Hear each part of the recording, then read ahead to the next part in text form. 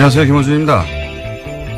국가보훈처는 어제 감사 결과를 발표하고 박승춘 전 보훈처장을 수사 의뢰했습니다. 총선과 대선 직전 박정희 유신 독재에 저항했던 민주화운동을 빨갱이 책동이라고 교육하는 DVD를 국정으로부터 받아 배포하고 청와대 지시와 정경련의 지원을 받아서 세월호 특조위 해체 시위와 같은 관제 데모에 동원됐던 고엽제 전후회에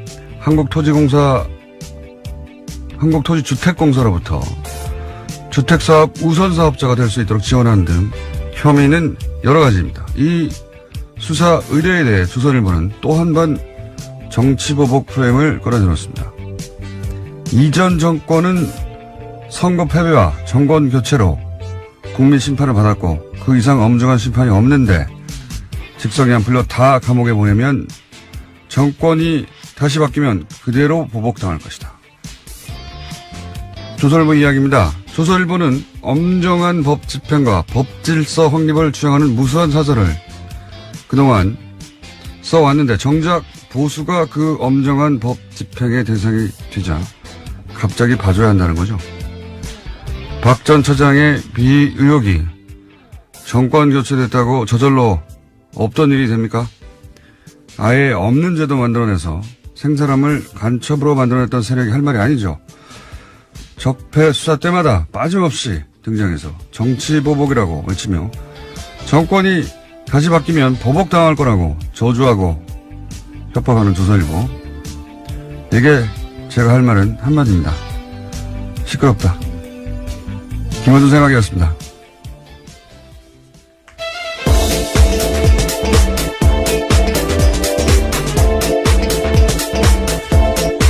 시사인의 김은지입니다. 자, 또 오늘도 참 다이나믹한 한국이에요. 이슈가 워낙 많죠. 예. 이렇게 매일 하는데도 매일 이렇게 20분 동안 떠도는 뉴스가 나오는지 모르겠습니다. 자, 오늘은 어떤 뉴스가 첫 번째입니까? 네, 어제 국군기무사령부가 국방부 댓글조사 TF를 감청해서 압수수색 계획을 미리 알았다라는 뉴스 전해드린 바가 있는데요. 군 기무사가 이를 인정했습니다. SBS 보도 직후에 이석구 기무사령관이 의혹을 전면 부인한 것과는 전혀 다른 태도인데요. 하지만 기무사 쪽은 수사를 방해할 의도는 아니었다라고 해명하고 있습니다. 그러니까 감청 자체도 합법적인 업무였다라고 주장하고 있는데요. 승인된 회선으로 감청하는 가운데 조사 TF가 별도의 전화를 사용하지 않았기 때문에 자연스럽게 감청이 이뤄졌다라고 주장하고 있습니다. 자연스럽게 감청이 이뤄졌다. 네. 어제는 이제 아무런 문제 없다고 완전 부인했다가 그렇죠. 하루 만에 자세가 바뀌긴 했는데, 이제 SBS가 확보한 게 뭔지는 모르겠습니다만, 그게 증인인지 물증인지 뭔지는 모르겠습니다만, 이렇게 자신있게 보도했을 때는 뭐가 있겠죠. 믿을 만한 구석이. 그러자 이제, 감청을 하긴 했는데, 아니, 우리가 감청을 하려고 한 게 아니라, 그 회선에서 저절로 걸려들었어. 이런 거 아닙니까?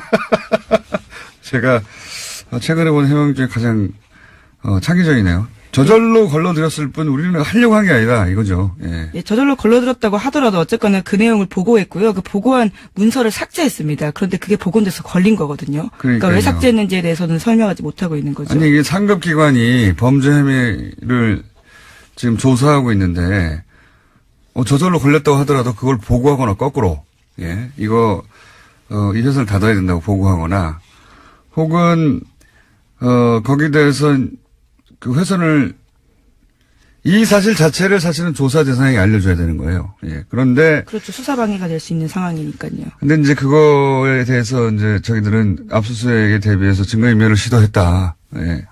하는 정황이 지금 의심되는 것이고, 예. 저는 군 관련 특히나, 예. 군 관련은 군에 이 수사를 맡기면 안 되겠다 하는 생각을 다시 한번 하게 되는 것이 이 국정원 TF 때하고는 또 다른 것이요. 국정원 TF도 비슷한 구조로 했거든요. 예. 위원회 만들어서. 지금 국방부 TF가 하는 거 아닙니까 이게? 예, 그렇죠. 지금 거기서 먼저 하고 있는 겁니다. 네. 근데 기억을 되돌려 보면 국정원 때는 중간중간에 발표하고 중간중간에 수사 의뢰하고 이런 일이 이루어졌었어요.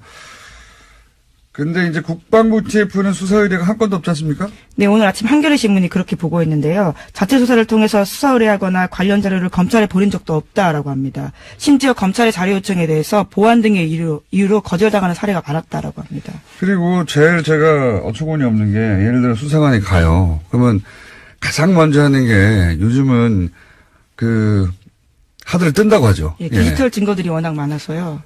문서를 다 거기서 하고 하는 게 요즘 누가 손을 씁니까? 예.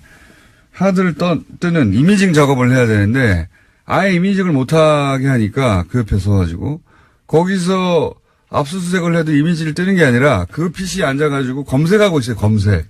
예, 이렇게 그렇죠. 해서 그 안에 있는 모든 문서 혹은 뭐 이름을 바꿨을 수도 있고요. 또는 파일을 암호화해서 숨겨놨을 수도 있고요.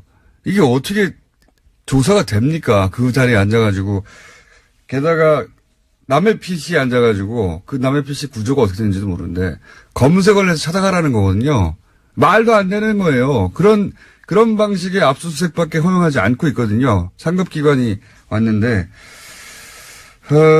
그래서 김무사령부도 댓글 활동에 관여했다고 하는 이야기는 한 달 전에 나왔는데 지금까지 조사가 이루어진 게 없어요, 제대로. 네, 압수수색도 겨우 한 달 지나서나 했다고 하는데요. 말씀처럼 이미징, 그러니까 복제도 못하게 해서요. 그런 식으로 현장에서 곤혹스러운 상황이라고 합니다. 그리고 나서 이 국방부 TF 또 군인이거든요. 게다가 이 사람들이. 군인이 가서 군인을 조사하는데 군인들이 거부하는 거예요. 제대로 거부한다기보다 협조를 안 하는 거죠. 이미징도 안 된다고 하고. 국정원 같은 경우는 중앙 서버를 대놓고 지금 조사하고 있는데, 이건 개개인의 PC도 못하게 하니까, 조사가 될 리가 있습니까? 국방부가 제대로? 예. 저는, 이 수사는 처음부터 다시 해야 된다고 봅니다. 이 정도 해놓고 대충 넘어가서 시간이 지나고, 이건 또다시 이런 일이 벌어지게 돼 있어요. 처음부터 다시 해야 된다. 예. 다시 짜가지고. 국방부, TF로 이 일을 제대로 못할 것 같으면 아예 외부에서 들어가서 처음부터 다시 해야 된다고 봅니다. 저는 이 한겨레 특종 굉장히 중요한 특종이라고 봅니다. 군에 관련된 수사는 사실상 제대로 된 게 없다 이거거든요. 그리고 국정원에서 가짜 사무실 만들어서 방해하던 것 이상이죠. 자기들끼리 도청해가지고 자기들끼리. 그렇죠. SBS는 또 그런 내용들을 보도했었는데요. 처음부터 다시 해야 된다. 저는 그렇게 봅니다. 게다가 지금까지 수사 의뢰도 없고요. 이미징도 안 되고. 완전 개판이에요. 수사가. 자, 굉장히 중요한 특종 나왔고, 저희도 앞으로 계속해서 SBS도 추가 못하겠죠. 다음 뉴스는요? 네, 임종석 대통령 비서실장의 아랍에미리트 행과 관련해서 계속해서 여러 가지 보도들이 나오고 있는데요. 오늘 아침에 중앙일보에서 좀 자세한 내용들이 나왔습니다. UAE 왕세자가 날짜를 지정하면서 요청돼서 결정된 일정이다라고 여권 핵심 인사가 밝혔다라는 건데요. 이 인사의 발언을 인용한 보도를 보면요. 특사 파견은 왕세제의 요청에 따른 것으로 방문 날짜도 아랍에미리트 측에서 정해준 일정에 맞추다 보니까 급하게 진행됐다라고 밝히고 있고요. 양국 간의 시급한 관계 개선이 주목적이었다라고 말하고 있습니다. 처음으로 좀 구체적인 여러 가지 설들이 나오다가 이건 이제 양 국가 간에 외교적 차원에서 벌어진 일이기 때문에 그 자리에 참석하지 않은 사람들은 알 수가 없어서 추측 보도만 나오다가 좀 구체적인 내용이 처음으로 나왔네요. 이게 이제 자유한국당에서는 처음부터 임종석 비서실장이 아랍에미레이트로 날아간 직후부터 계속해서 이게 바로 이명박 전 대통령 뒤를 캐려고 하다가 이런 일이 벌어진 게 아니냐, 혹은 뒤를 캐러 간 거 아니냐, 그런 얘기를 끊임없이 주장을 했었죠, 근데 여기 지금까지 나온 보도로 보면, 거꾸로 UAE 측 요구로 갔다. 급하게 일정을 잡아서 갔고, 그리고 주 목적은 양국 간의 시급한 관계 개선이다. 이렇게 나오고 있는데, 이 이상은 이제, 적어도 왕세제를 만나고 왔기 때문에 우리 쪽에서는 대통령 비서실장이 갔고 외교 차원에서 벌어진 일이라 더 이상 청와대에서는 뭐가 안 나올 것 같은데요. 제가 나름대로 또 취재한 바로는 저도 가끔 취재를 합니다. 나름대로 취재한 바로는 이명박 전 대통령 뒤를 캐기 위해서 왕실로 간 거 아니냐. 그러다가 발각돼서 간 거 아니냐. 라는 자유한국당의 주장이 있지 않습니까? 예, 계속 그런 주장을 하고 있습니다. 자유한국당은 처음부터 이 프레임을 잡았어요. 이게 정치보복 프레임이죠, 이것도. 예, 정치보복 하려고 하다가 지금 외교 관계까지 지금 탈난 거 아니냐. 이런 정치보복 프레임을 동원했는데 여기서 주목할 것이 두 가지입니다. 하나는 해명 중에 보면 이명박 정부 때 이제 UA하고 관계가 원전 때문에 긴밀해졌지 않습니까? 그런데 박근혜 정부 들어와서는 UA 쪽에서 예를 들어서 고위급 인사가 와서 현역 때 만났던 그러니까 이명박 전 대통령을 만나려고 해도 박근혜 정부 시절에는 일정을 안 잡아줬대요. 안 잡아주고 대신 현 정부의 총리를 만나고 가라. 당시 현 정부라면 박근혜 정부. 당시, 예, 박근혜 정부의 그런 식으로, UAE와 관계가 소원해졌다고 해요. 예. 거기까지 제가 들은 이야기고. 그러면 이번에는 왜 갑자기 가느냐? 저쪽의 요구에 따라. 그거는 결정적인 사건이 뭐였냐면 이명박 전 대통령이 갑자기 바레인에 가잖아요. 네, 그랬죠. 12월 달에. 굉장히 시급한 상황이었는데, 시급한 상황이었다는 거는, 다스는 누구 겁니까가 폭발적으로, 예, 보도되고 할 때였는데, 바레인에 뜬금없이 강연을 간다고 하셨죠? 예. 그 이후로 UAE가 갑자기 여러 가지, 항의를 현 정부에 했다. 이명박 전 대통령이 바레인에 갔을 때, 그러니까 정치 보복을 하다가, UAE가, 관계가 나빠진 게 아니라, 이명박 전 대통령이 바레인에 갔을 당시에 무슨 일이 일어났다. 이거는 제가, 전후 사정을 취합하다가, 저의 추정입니다. 이것도 역시 참석해 보지 않았기 때문에 이 고위급의 만남에 이명박 전 대통령이 뭐라고 했어요. 예. 네, 12월 달이 아니고 11월 달에 갔습니다. 제가 날짜 잘못 말씀드렸는데요. 뭔가 이간질을 했어요. 예. 뭔가 이간질을 가서 하고 그 얘기를 들은 UAE는 이명박 전 대통령의 예를 들어서 다스 관심 없어요. 당연히. 그게 아니라 뭔가 이간질을 한 것 같다. 예. 그리고 그 프레임에 딱 맞춰서 자유한국당이 정치보복이라고, 예. 여기까지가 제가 추정한 겁니다. 뭔가 했습니다. 바레인에 갔을 때. 이건 제가 좀 더 취재해보고, 예. 구체적인 게 있으면 다시 이야기하기로 하고. 여간 언론에서 보도 안 되는 것 중에 하나가 이명박 전 대통령의 바레인 전후에서 이런 일이 갑자기 벌어진 거거든요. 뒤로. 그때 뭘 했어요. 뭘 했어요, 아마. 본인이 살려고 뭘 한 것 같습니다. 자, 다음 순요. 네, 다스 실소유주와 정호용 전 BBK 사건 특별검사에 대한 고발 사건 기억하실 텐데요. 아직 기초조사조차 이루어지지 않았다라고 오늘 아침 한겨레 신문이 보도했습니다. 검찰이 고발장 접수 뒤 2주가 되도록 고발인 조사조차 하지 않았다라는 건데요. 정호용 전 특검의 공소시효는 2달 남짓 남았다라고 합니다.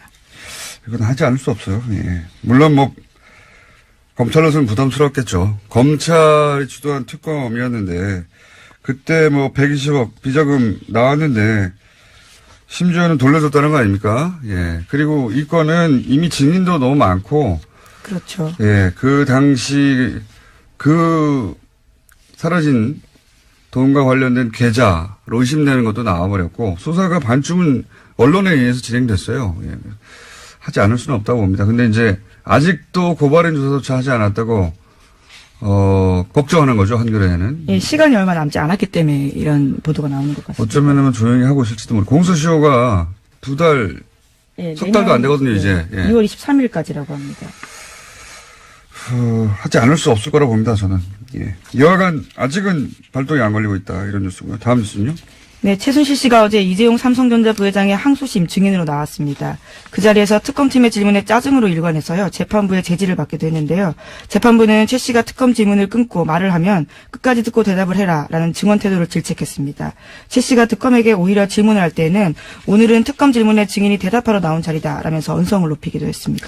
최순실 씨 발언은 전달할 필요가 없어요. 예, 다 부인이거나 말도 안 되기 때문에 그 공판에서 인정은 딱 하나죠. 왜냐하면 통화 내역이 있기 때문에. 네, 박근혜 전 대통령과 통화한 내용이요. 예. 근데 이제 거기 보면 2개월치밖에 거기는 없는데 어제 제출된 것은 거기 보면 2개월 동안 문자를 한 번도 하지 않고 오로지 통화만 260번 가까이 했습니다. 260번 가까이.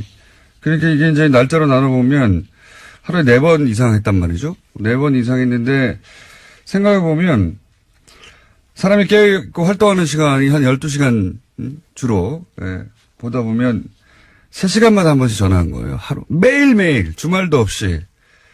이게 친해서 할 수 있는 통화의 주기가 아니거든요. 이건 단순히 친한 게 아니고 매일매일 어떤 업무가 있었던 겁니다.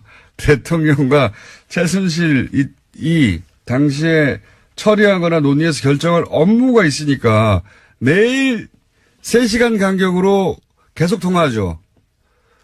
하루에 4번 이상씩. 이게 어떻게 단순 안보, 3시간마다 안보가 궁금합니까? 하지만 최순실 씨는 어제 사적 대화였고 업무 관련 얘기는 없었다라고 주장하고 있긴 합니다. 이렇게 말하는 건 다 뒤집어서 생각하시면 되는데, 예. 이건 업무 진행, 업무 전화죠. 업무 전화.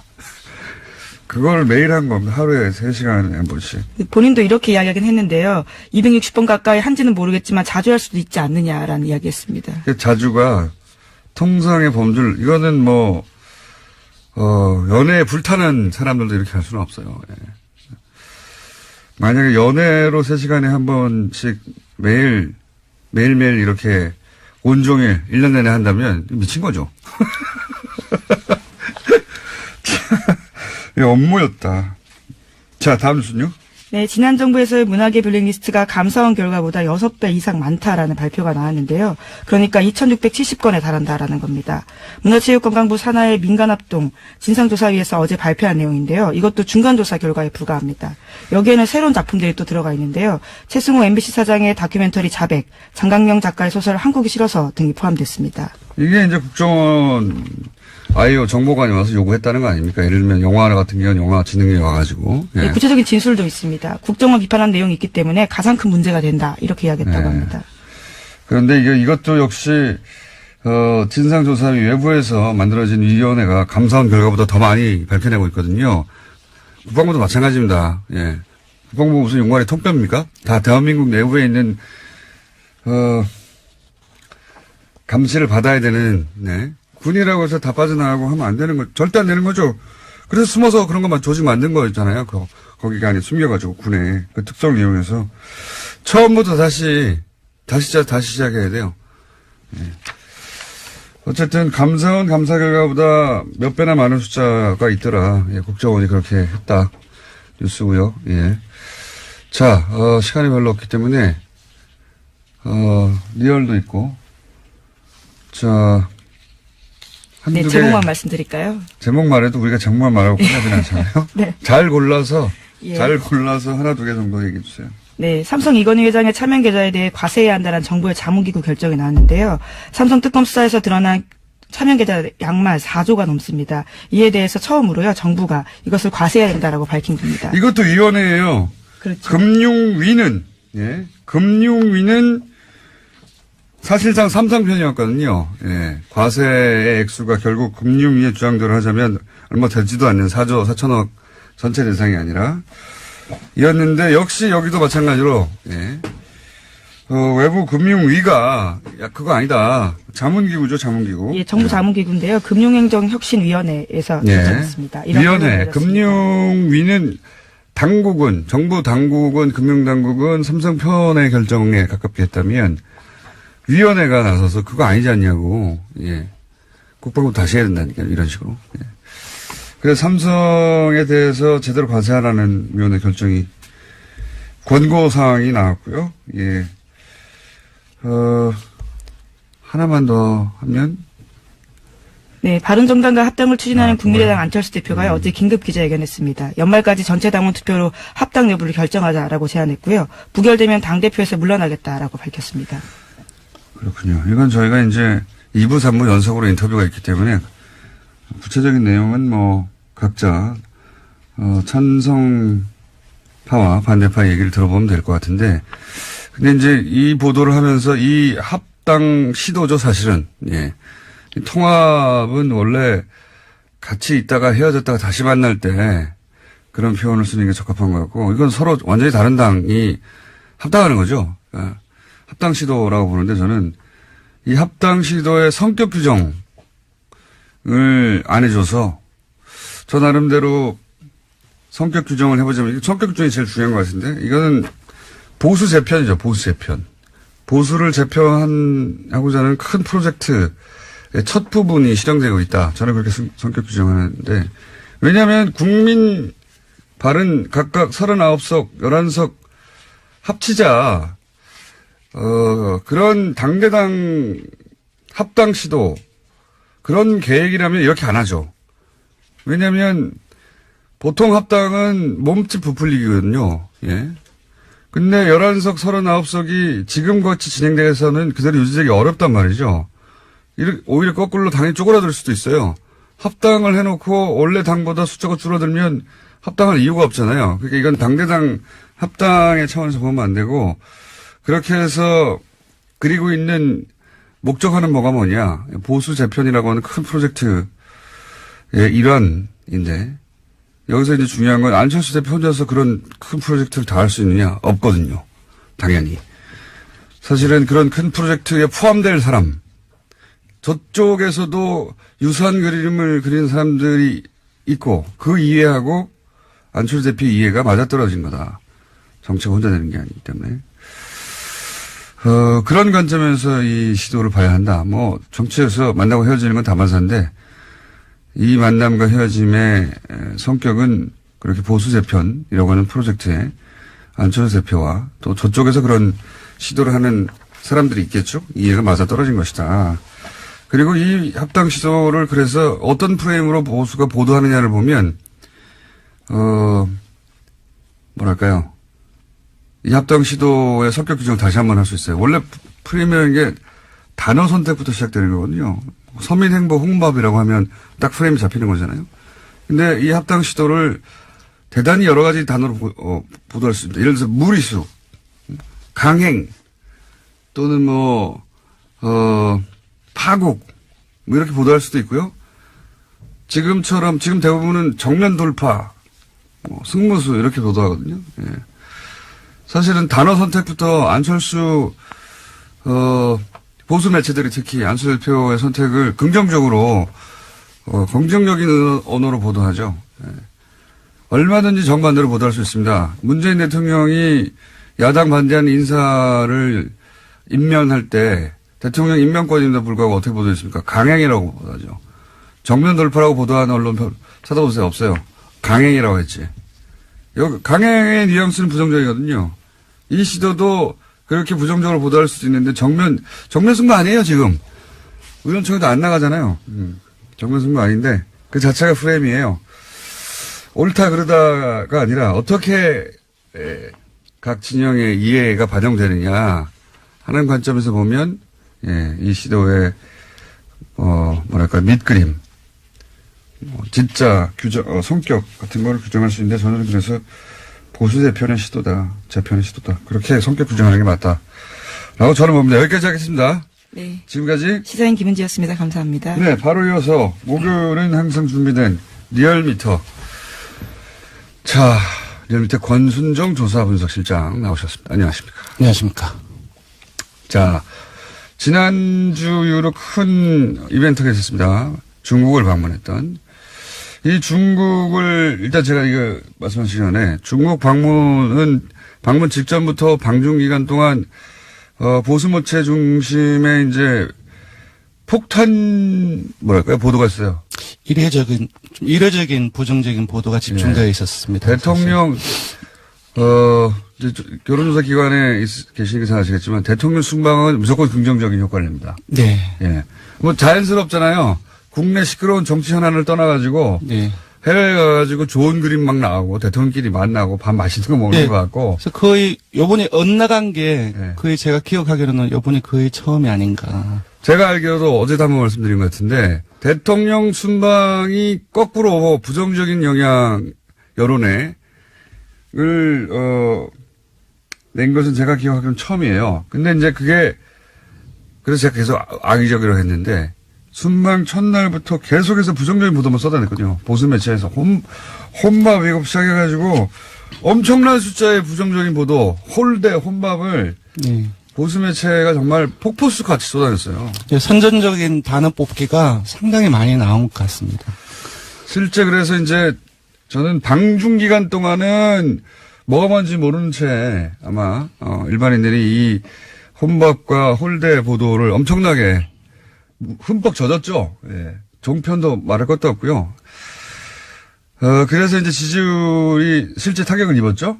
네, 실제 타격이 입었습니다. 최근 3주 동안에 조금씩 하락을 해서 73%에서 지난주에는 68.6%로 떨어졌습니다. 예. 근데 이제 이게 시간이 지나고 좀 여유를 갖고 그 보도를 되돌아보고 사실관계를 유권자들 시민들이 확인해보고 그러면서 이게 다시 상승할 거라고 전 예상했었거든요. 어떻습니까? 네, 소개해드리겠습니다. 이번 주에는 금방 말씀드린 것처럼 최근 3주 동안 하락세가 멈추고 지난주에 지지율을 유지했습니다. 0.1%포인트 상승했고요. 68.7%입니다. 부정평가는 0.3%포인트 하락해서 25.4%입니다. 오히려 하락했군요. 이제 다시. 예. 그 일간으로 보면 월요일에 67.7%로 지난주 금요일에 많이 떨어졌지만 지난주 금요일에 비해서는 소폭 상승한 그 수치이고요. 화요일에는 69.1% 그리고 수요일에는 68.1%로 살짝 떨어졌습니다. 그러니까 이제 그 소위 방중 관련한 부정적인 보도가 폭포수처럼 쏟아지면서 떨어졌다가 다시 오히려 방중이 끝나고 나서 중국 방문 성과에 대해서 조금씩 올라가고 있다. 예, 언론 보도 경향을 보면 지난주 주말을 경고하고 월요일까지 조금씩 방중 성과에 대한 내용들이 보도량이 조금씩 늘어났고요. 그리고 야당과 언론 일부의 이제 그 중국 방문에 대한 부정적인 보도에 대한 이 자체가 공정한지 공정하지 않은지 논란도 월요일에 많이 SNS를 통해서 돌았습니다. 그런 보도는 저희밖에 안 했어요. 집중적으로. 예. 이거 홀대론 자체가 거짓말인 것 같다. 혹은 제대로 보도하지 않은 것이다. 악의적인 프레임이다라는 보도는 집중적으로 한 것은 저희밖에 없긴 한데, 여하간, 이제 하강 곡선을 그리다가 방중 기간 동안 오히려 이제 방중이 끝난 다음에 조금씩 다시 회복되고 있다. 이런 얘기네요. 네, 그렇습니다. 그 화요일에는 이제 평창 동계올림픽 홍보 행사에 거의 하루 정도를 다 빼서 트레인 원이라든지 MBC, 미국 MBC 인터뷰 보도라든지 이에 대한 이와 관련된 보도가 상당히 많이 확대되었었고요. 또 어제는 조금 떨어졌는데 오늘 이제 조간에서도 일부 조간 사설에도 일부 나왔던데 평창 올림픽 기간에 한미 연합훈련의 연기 검토한다는 소식이 나왔었죠. 이런 뉴스를 항상 노년층에서 싫어하죠, 보수층에서. 한미연합훈련을, 평창 올림픽 때문에도 연기하자고 해도 무조건 싫어하는 경향이 좀 있습니다. 근데 전 한편으로 지금까지 현 정부는 2번 정도의 이 보수 진영 매체에 폭탄을 맞았거든요. 한 번은 이제 북핵, 그리고 이번엔 방중, 예.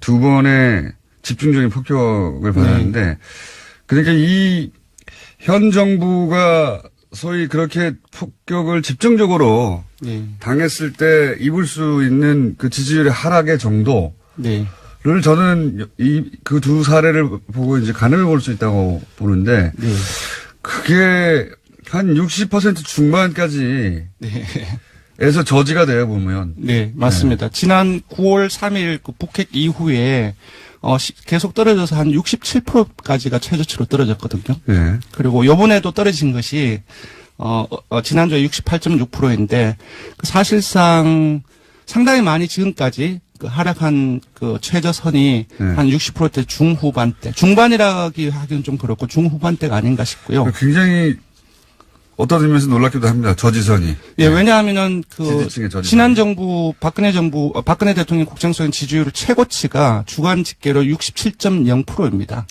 그쪽 그런 것들을 최저치하고 감안을 이쪽 하면 최저치하고. 예, 차이는 있지만 그래도 전반적으로 그 최저치하고 지금까지의 최저치보다 이전 정부의 최고치보다 높다는 것은 조금 생각해 볼 부분이 있는 것 같습니다. 지지층을 굉장히 단단하게 결속한다. 왜냐하면은 이런 일이 있으면 다시 또 지지층 결집을 해요. 네. 이탈도 하지만. 네네. 예, 지지층 결집도가. 그러니까 이번 주 같은 경우는 여전히 이제 대구 경북이나 60대 이상 그리고 안보 문제에 조금 더 강경한 경향을 보이고 있죠. 진보적인 성향을 가지고 있다 할지라도 20대에도 빠졌고. 예. 근데 하지만 이제 세부 분석을 해 보니까 문 대통령의 그 핵심 지지층은 민주당 지지층이나 19대 대선에서 그 문재인 대통령을 찍었던 사람들이거든요. 이쪽에서의 지지율은 거의 변동이 없거나 그리고 이번 주 민주당 지지층에서는 오히려 소폭 올랐습니다. 그래서 뭐 역결집을 보이고 있다라고는 분석하기는 조금 힘들지만 이러한 어떤 부정적인 보도가 확대되는 과정 속에서도 핵심 지지층은 거의 변화가 없다라고 볼 수 있을 것 같습니다. 이게 이제 보수층에서 그 보수 세력에서 이제 공략하기 굉장히 어려운 포인트가 이런 거죠. 그렇습니다. 예. 그러니까 분명히 폭탄을 쓸 수 있는 걸 다 썼는데 예, 더 이상 하락하지 않는 거. 왜냐하면 핵심 지지층의 전체적인 어떤 규모가 상당히 이제 넓다는 거죠. 그렇기 때문에 전체 지지율도 이런 상황에서도 많이 빠지지 않는 것 같습니다. 자, 정당 지지율은 수치만 간단하게 짚고요. 매번 뭐 0점 몇 이런 수준이기 때문에. 예, 정당 지지율은 원내 주요 정당, 그러니까 사당이 정의당을 제외하고 일제히 하락세를 보였습니다. 수치를 알려드리면 민주당은 0.8%포인트 하락해서 51.1%이고요. 한국당은 지난 3주 동안에 조금씩 올랐는데 이번에는 0.2%포인트 하락해서 18.5%입니다.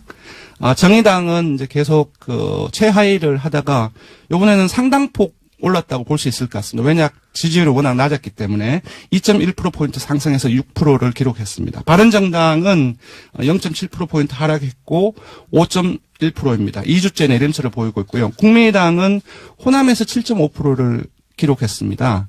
그러니까 11월 2주차에 약 호남에서 6주 전에 7.4%를 기록해서 전체 국민의당 창당 이후에 호남에서 최저치를 경신을 했거든요. 그때와 비슷한 수치로 하락을 한 것입니다. 그리고 다시 4%대로 하락을 해서 4.9%를 기록했습니다. 아무래도 현재 지금 당내 상황이 그렇죠. 가장 직접적인 영향을 미친 것으로 보입니다.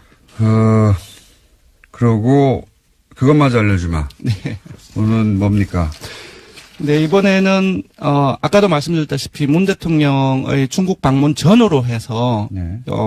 그 다양한 어떤 언론 보도가 있었는데, 거기에 대한. 악의적인 프레임이라고 제가 계속 주장했던 일주일간 그 내용에 대해서 언론조사를 했죠. 예. 질문을 아주 건조하게 물었습니다. 잠깐 읽어드리면, 지난주 문재인 대통령의 중국 방문을 전후한 언론 보도에 대하여 논란이 있습니다. 선생님께서는 문 대통령의 중국 방문 관련 언론 보도에 대해서 어떻게 생각하십니까? 이렇게 물었습니다. 우리 언론이 문 대통령 중국 방문을 어떻게 했느냐. 왜냐하면 질문의 공정성이라는 말이 들어가면 공정성이라는 말 들어갔다는 그 자체로 불공정했나라는 편견을 가지고 싶기 때문에 그냥 아예 질문에서 그런 부분들을 완전히 빼고 다 건조하게 처리를 했습니다. 언론 보도에 대해서 어떻게 생각하느냐. 네, 그렇습니다. 그랬더니 예. 불공정했다라는 응답이 67.9%가 나왔고요. 반면 공정했다는 응답은 20.9%로 3배 이상이 불공정했다는 인식이 많은 것으로 나타났습니다. 사람들도 아는 거예요. 예. 예. 이건 그냥 뉴스공장 청취층을 대상으로 한 게 아니고 그렇습니다. 일반 여론조사를 한 거거든요. 예. 그리고 조금 더 볼 것은 전혀 공정하지 않았다. 그러니까 아주 강하게 불공정성에 대한 비판 의식을 가지고 있는 사람들이 42.4%나 된다는 겁니다. 예. 네, 그렇고 세부적으로 보면 요거는 조금 중의적으로 봐야 되는데요. 자유한국당 지지층이나 보수층 60대 이상, TK, PK, 영남권을 포함해서 모두가 불공정했다라는 인식이 지배적이거든요.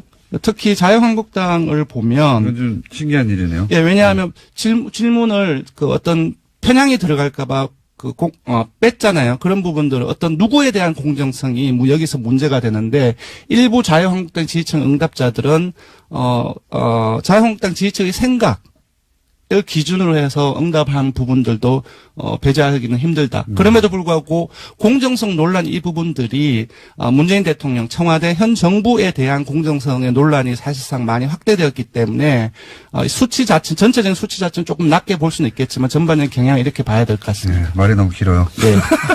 단순하게 합시다. 그러니까 네.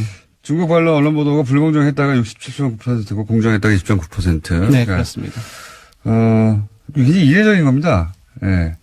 대통령의 해외 순방 관련해서 국민들이 언론 보도를 불공정하다고 느낀다는 게 대단히 이상하고 이례적인 거고요. 그리고 네. 그걸 누군가가 모든 미디어가 우리는 그때 불공정했어라고 보도하지 않는데도 불구하고 불공정했다고 느끼는 거죠. 예. 그렇습니다. 여기까지 하고요. 네, 예. 조사 개요를 불러드리겠습니다. 예. 이번 주중 조사는 TBS 의뢰로 이번 주 월요일부터 수요일까지 조사를 했습니다.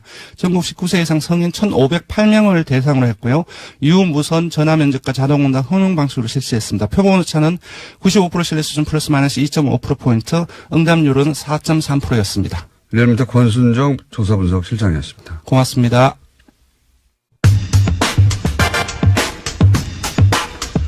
국민의당 안철수 대표가 어제 통합 관련 기자회견을 했죠.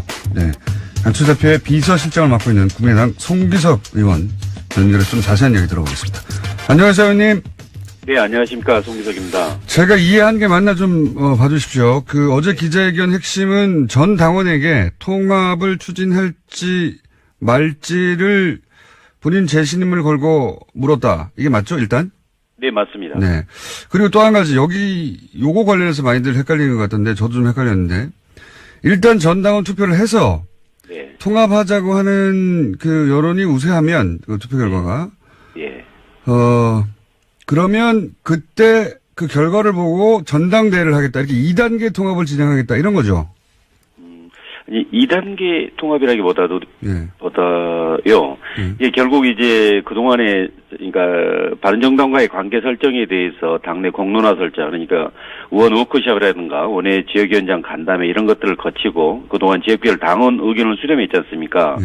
그럼에도 불구하고 그 방향에 대해서 연대 정도가 맞다, 아니다, 통합까지 가야 된다, 이렇게 계속 당내 갈등이 계속되고 있어서 그러면 그 방향이 로 계속 갈 건가 그 여부를 일단 전당원 투표를 통해서 방향을 결정하자는 의미이고요. 전당대회 이 부분은 당연히 합당에 관한해서는 전당대회가 전대의 고유 권한입니다. 그렇기 때문에 이제 만약에 방향이 그렇게 설정된다면 합당을 위해서 그런 당헌, 당규, 정당법상의 그런 절차를 차례차례 이제 거쳐야 된다라는 의미입니다. 그러니까 이 통합 추진을 계속 할 거냐 말 거냐를 전당원 투표로 묻고 네. 그래서 그 방향으로 가라 하는 당원들의 뜻이면 전당대회까지 하겠다.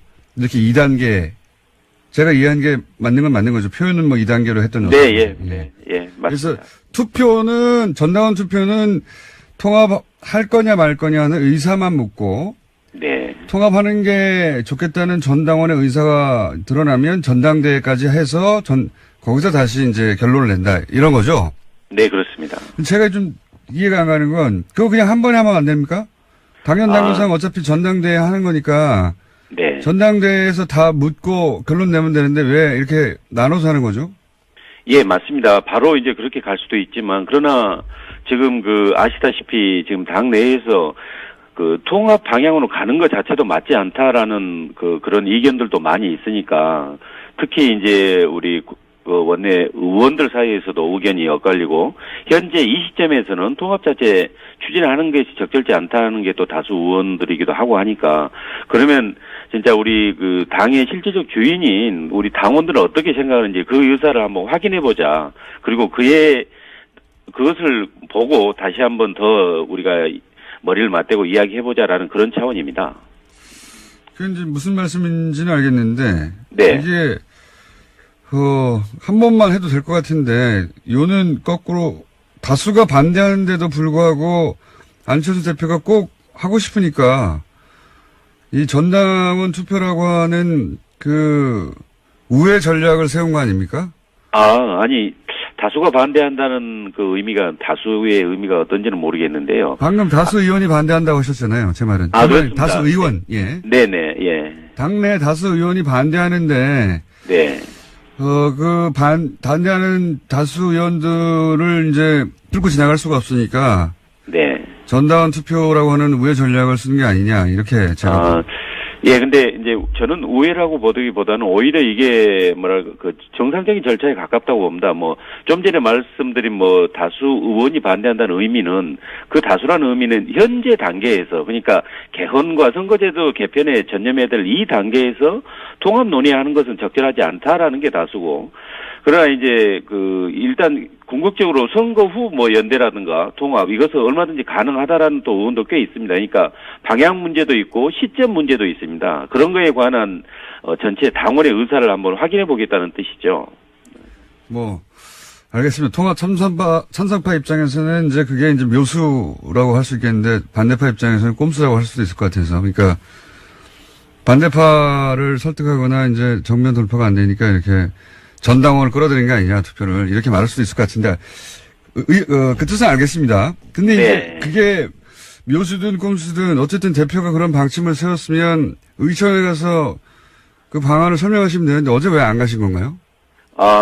어제 같은 경우는 사실은 이제 약간 한 가지 오해가 있는데, 이게 이제 의총이 결정되니까 그 전에 그 방향에 대해서 전당원 투표를 통해서 한번 확인해 보겠다라고 기자회견을 한 거 아니냐. 그런데 사실은 제가 알기로는 이렇게 지역별 당원 의견 수렴 절차까지 다 마쳤기 때문에 원래 그때 어제 오전 정도로 예정돼 있었던 걸로 압니다. 다만 그제 이제 의원총회가 중도파 의원들 몇 분이 요구를 해서 갑자기 결정된 거고요. 다음에 이제 의총 참석에 관해서는 저도 참석을 해야 된다고 이렇게 말씀을 드렸는데 오전에 기자회견을 통해서 이제 의총에서 할 말을 구체적으로 이렇게 표현했기 때문에 이제 그에 관한 방향에 대해서 다시 이제 의원들 간에 또 이제 의총 내에서 토론이 이루어질 걸 생각하고 굳이 이미 다 이야기했다는 그런 의미, 그것 때문에 이제 참석 안 한 걸로 알고 있습니다. 예, 그런 해명은 알겠는데, 이제, 네. 당의 운명을 결정하는 절차에 관해서 기자회견을 하고 의총에는 참석하지 않으면 소속 의원들이 화가 나는 건 당연하지 않습니까? 그것까지는 이해가시죠? 네, 일정 부분 저도 동의합니다.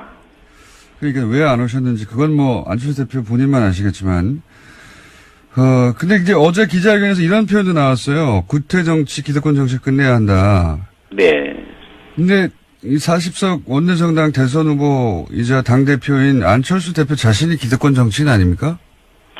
이제는? 보기에 따라서 그럴 수 있는데, 이제, 안 대표께서 이제 아마 이렇게 표현한 부분은, 직접 심지어 호남에 가서도 이렇게 당의 정말 혁신 방안, 이런 거에 대해서 이제 의견을 들어보니까, 물론 지방의원 상당수가, 대다수가 이렇게 통합 방향에 대해서 반대를 하고 있지만, 그러나 당원들의 또 상당수는 그 방향에 대해서도 동의하는 부분도 많다라고 이렇게 판단한 걸로 알고 있습니다. 그러다 보니까, 이게 원내 의원들의 생각이 너무 개인의 입장에서 치우쳐서 주장한 거 아니냐. 그에 대한, 그건 부적절하다는 이런 표현으로 알고 있습니다. 그러니까 이게 결국은 호남계 의원들을 뜻하는 거죠? 네, 그 중에서 전체를 다 의미하는 건 아니고요. 일부 호남계 이제 예를 들자면, 당을 살리기 위해서, 어떻게 혁신해야 되느냐에 대해서 논의하고 있는데, 그게 마치, 이렇게 야합이다, 적폐연대다. 과거 3당 합당처럼 YS에 그런 거 아니다고 이야기했음에도 불구하고 그쪽으로 가는 거다.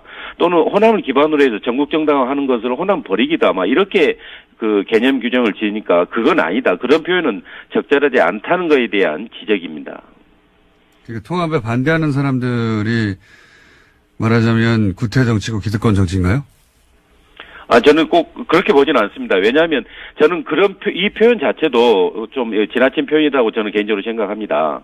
왜냐하면 통합을 찬성하는 측이건 반대하는 측이건 결국 국민의당을 살리자, 혁신해보자, 지방선거에서 이겨보자, 그거에 대한 각자의 생각을 이야기하는 거 아니겠습니까? 그럼 이건 어떻습니까? 안철수 대표 뜻이 관철돼서 전당원 투표에서 전당대회까지 가서 합당이 됐습니다. 그런데 마지막 질문인데요.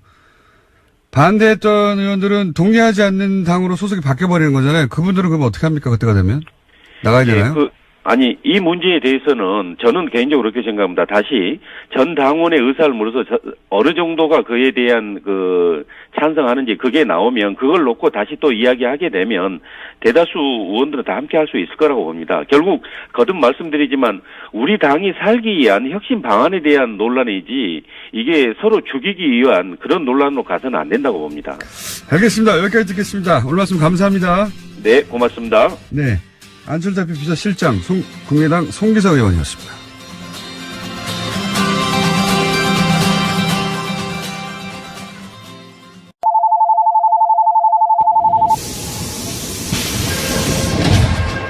줄임문 닫습니다.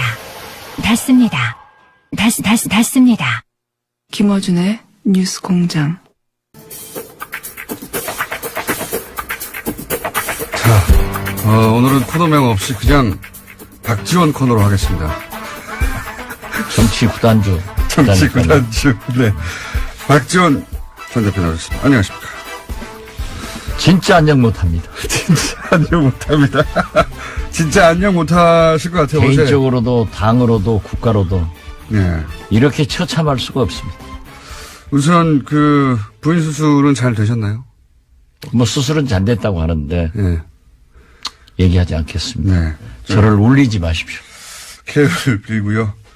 감사합니다. 다른 이야기는 지금 할 계제가 아니고 우선 제가 궁금한 게 궁금한 게 한 가지 두 가지겠어요?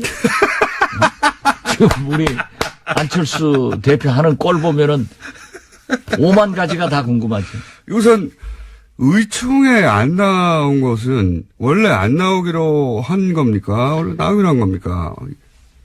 의총은 하루 전에 소집이 됐고 예. 당대표 일정은 하루 전에 고지가 됩니다. 예. 저도 병원에 있었지만은 문자를 통해서 안철수 대표가 참석하겠다는 걸 밝혔죠. 예.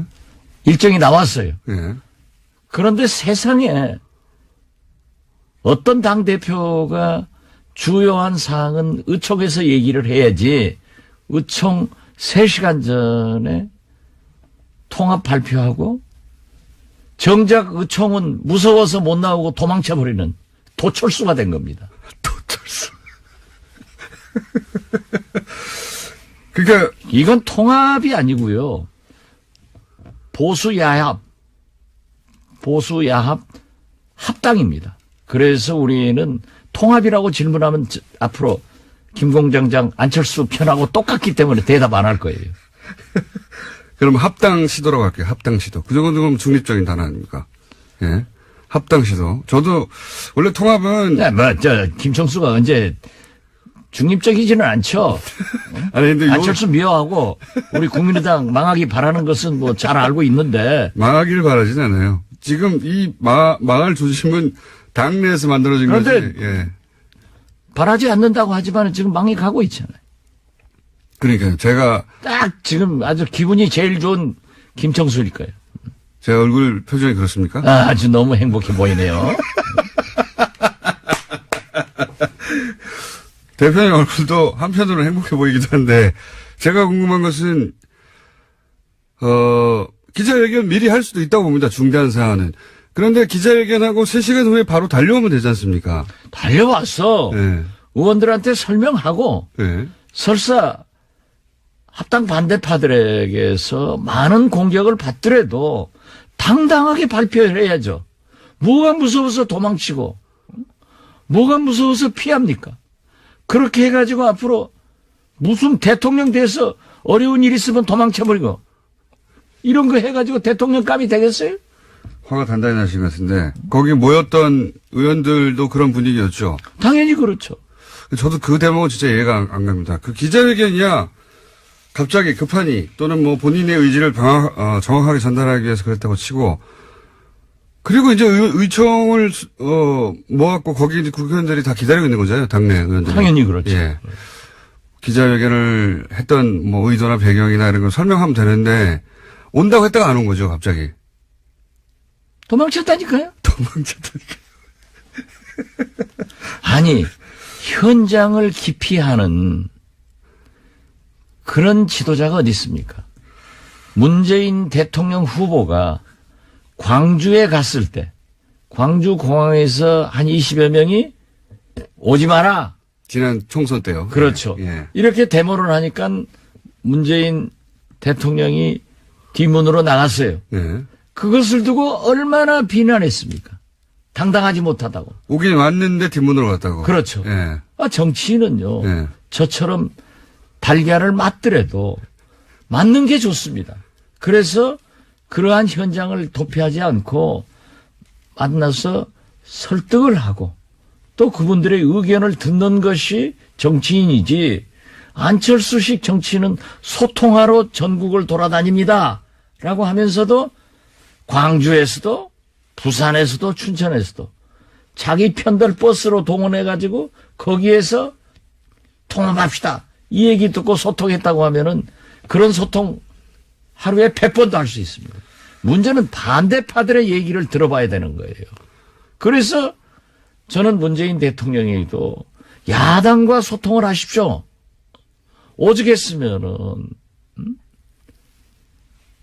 김명수 대법원장 인준 표결을 앞두고 왜 대통령께서 야당 대표들에게 전화하지 않습니까? 공개적으로 몇 번 얘기했더니 문재인 대통령께서 해외 나가시면서 비행장으로 가시면서 안철수, 김동철 두 대표에게 전화해가지고 풀어나갔지 않습니까? 이것이 정치인이 할 일이고 이것이 지도자가 할 일이지, 저기가 또 발표해놓고 곤란하고 비난받을 것 같으니까 도망친다고 하면은 그게 어떻게 안철수입니까? 도철수지. 도철수. 근데 언론에서는 정면 승부라고 하던데요. 그게 자충수 든 거죠. 망하는 길로 간 거죠. 그렇게 이제. 내가 너무 흥분해서 얘기하니까 네. 안철수 지금 죽일 건데 공장장 입 다무는 거 보니까 오늘 내가 잘하고 있네요. 아니, 어제 저도 만만히 재판을 받았어요. 그래가지고 그러셨죠. 빨리 네. 병원으로 가야 되는데 네. 전화가 왔어요. 지금 의원총회 중인데 굉장히 시급하죠. 한 사람이 부족해서 의결이 못 되고 있다. 네. 그래서 제가 안 나오려고 했는데 안 나가려다가 이건 아니다. 네. 내가 병원에서 울고 있어서 되겠느냐. 당을 위해서 내가 정치를 하는 놈. 그래 어제 처음 갔어요. 가서 한마디 하고 그때부터 어제부터 열이 받으셨고. 제 투쟁 의욕이 확 불타오르셨어요. 불타올라가지고 JTBC 손석희 뉴스룸에도 나가고 오늘 그러니까, 이렇게 여기 오늘 나오실 거면서 그것도 바로 직전에 아니 지금 뉴스공장보다 뉴스룸이 훨씬 손석희가 세요. 미안합니다. 아침은 저희가 장악하고 있어요. 근데 전날 밤에 하시면 어떡합니까? 그거야 지금 제가 아니 다급하니까. 당대표가 의원총회도 안 나오고 도망치는 판국에 도망치는 판국. 여기저기 제가 지금 갈 때 그냥 지금 여기서 나와서 또 다른 데 오라가면 또 갈 것 같아요. 갈 것 같아요. 이러면 안 됩니다. 기자회견할 때 적폐 세력, 구태 세력이라고 표현한 게 대표님이죠? 뭐 저를 포함해서 네. 호남계 하는데 네. 보세요. 적폐 세력과 통합하려고 하는 안철수 대표. 네. 대통령 후보 나와서 떨어진 안철수 대표. 이건 기득권 아니에요? 또 당대표 하겠다고 나선 또 대통령 보수 대연합해가지고 야합해가지고 그 길로 가겠다고 하는, 이건 말이 아니에요. 노태우 대통령이요. 안철수 대표는 과거 정치사를 모르는 것 같아요. 그런 것 같습니다. 물론 의과대학 다녔으니까 거기 공부 잘했으니까 그쪽 잘했겠죠. 나는 또 의과대학 관계는 아무도 또 모르잖아요. 네. 그런데 노태우 대통령이 김대중 총재에게 김 총재께서 다음 대통령 하십시오 하고 3당 통합을 제의하니까 DJ는 이건 아닙니다. 이 나라 민주주의를 위해서 이건 아닙니다 하고 거절하니까 다시 노태우 대통령이 YS에게 제의를 해서 YS가 털컥 잡았어요. 그렇지만 YS는 JP건 노태우건 일격에 제압할 수 있는 엄청난 리더십을 가지고 있으니까 내각제 개헌 약속하고 3당 통합을 받아들였지만은 나중에 각서를 가지고 내각제 각서를 가지고 나서 찢어버리면서 자기가 대통령 된 거예요. 그렇지만은 DJ보다 YS가 먼저 대통령 됐지만은 역사는 YS는 실패한 대통령, DJ는 오늘날 어떻게 세계적으로 평가를 받고 있습니까? 이게요, 그렇게 욕심낸다고 해서 영린하면 안 됩니다. 기득권 세력, 구태 세력이 어쨌든 대표님도 포함되는 것 같긴 합니다. 지금 이렇게 나가라는 얘기 아닙니까, 이거? 몽땅 호남 출신 중진들, 예. 자기에게 반대하는 사람들은 다 기득권 나가라. 구태 세력. 예. 구태 세력. 이 표현은 이 구태가 뭡니까? 구태라고 하는 것은 진짜 이게 신태가 구태 잡아먹고 있어요. 그래. 3당 야합을 해서 집권한 그 불행한 우리 정치사를 다시 반복하려고 하는 안철수 대표가 신태가 구태보다 훨씬 나쁜 거예요. 나는 구태를 인정합니다. 그렇지만 제가요. 아니 보세요. 예. 저처럼 예. 개혁에 몸을 던진 사람 없습니다. 저는 그 국회의원들이 매년 하는 출판기념회 한 번도 안 해봤습니다. 저는 모든 관훈상제 한 번도 오픈해보지 않았습니다. 제가 만약 출판기념회 관훈상제 다 오픈해서 했으면은 1위 10억씩 들어왔을 거예요. 저는 안 했어요. 하죠. 예. 실제로 제가 아무것도 안 했어요. 예. 그거 유명합니다. 제가 안 하시는 걸로. 뭐 DJ에 우리 동교동에 음흉한 그런 과거의 정치가 있었어요. 예. 그러나 제가 모시기 시작했던 DJ는요, 정치자금 가져오는 건 다 법에 의거해서 반환시켰어요. 그러니까 저는 과거에 그러한 것을 인정을 하지만은 저는 하지 않았고, 제가 알고 있는 DJ도 그런 일을 안 했기 때문에 제 걸린 거 없잖아요. 저를 검찰에서 정권에서 다 잡아놓으려고 했지만 항상 저는 승자였지 패자는 아니었어요. 뭐가 구태입니까? 좋은 구태는 지켜나가야 되고 신태, 더 나쁜 짓 하는 것은 악태지. 오늘 제가 박지원 대표님 오래 알았는데 이렇게 눈에 살기가 거의 살기 수준으로 초롱초롱 원래 선거하실 때 모든 사람이 피곤해 하실 때 박지원 대표님은 성공을 하면 나는 힘이 나 하시는 분이거든요. 아, 그렇죠. 네. 근데 그 이상의 아주 그냥 에너지가 그냥 뿡뿡뿡 나오고 있습니다. 유창선 박사가 SNS에 글을 올리는 걸 읽어보니까 예. 박지원하고 안철수하고 그렇게 가까웠다. 안철수 대통령 그랬죠. 후보 때 예. 그렇게 헌신적으로 박지원이라고 하는 그랬죠. 그건 불과 몇 인정합니다. 개월 만에 예. 이렇게 헤어지는 것은 잘해준 사람한테 그렇게 하는 안철수의 인격이 의심스럽다는 정도로 글을 쓰셨더라고요. 그분도 안철수 대표의 지지자였는데. 그렇죠. 예. 그런데 좀 싫은 소리 하면 딱 끊어버리는 거예요. 지금 대표님은 이것을 과거에 이제 3당 야합의 반복이라고 보시는 거죠? 당연히 그렇죠. 저는 처음부터 이건 3당 야합의 길로 가는 거고 제2의 YS의 길을 간다. 예. 이렇게 보고 있습니다. 그리고 그리고 안철수 보수하고 손잡으려고 대표는 한다 이렇게 보시는 거고. 진보 쪽으로 와서 대통령 돼 보려다가 예. 안 되니까 중도, 극중주의, 뭐 공화주의 이름도 잘 져요. 자꾸 옮겨가더니 이제는 적폐 세력과 손을 잡고 보수 야합을 해서 합당을 해서 집권의 길로 간다고 하지만은 역사의 흐름은 한 단면을 잘라서 보면은 아주 지저분하지만 전체의 흐름은 도저히 좋은 방향으로 흘러갑니다. 안 됩니다. 그리고 자기가 얘기하는 통합, 합당도요, 전당대회에서 에러서 절대 안 됩니다. 전당대회는 왜 안 됩니까, 근데? 전당대회는 지금 전당원 투표를 해서, 전당원 투표는 안철수 대표가 유리하다고 생각하니까 하자는 거겠죠? 해서 거기서 통합 방향으로 여론이 우세하게 나오면, 그런 다음에 전당대회를 열어서 밀어붙여서 이제 통과시키겠다는 거잖아요. 그렇죠. 전략은. 예. 자기가 자기 머리만큼 상대도 좋아요.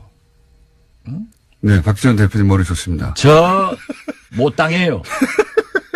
그러나 오늘 당무회의 한다는데 당무회의는 당권파가 다 잡고 있잖아요. 지명직을 안 했고 네. 당연직만 하고 있기 때문에 당직자건 예.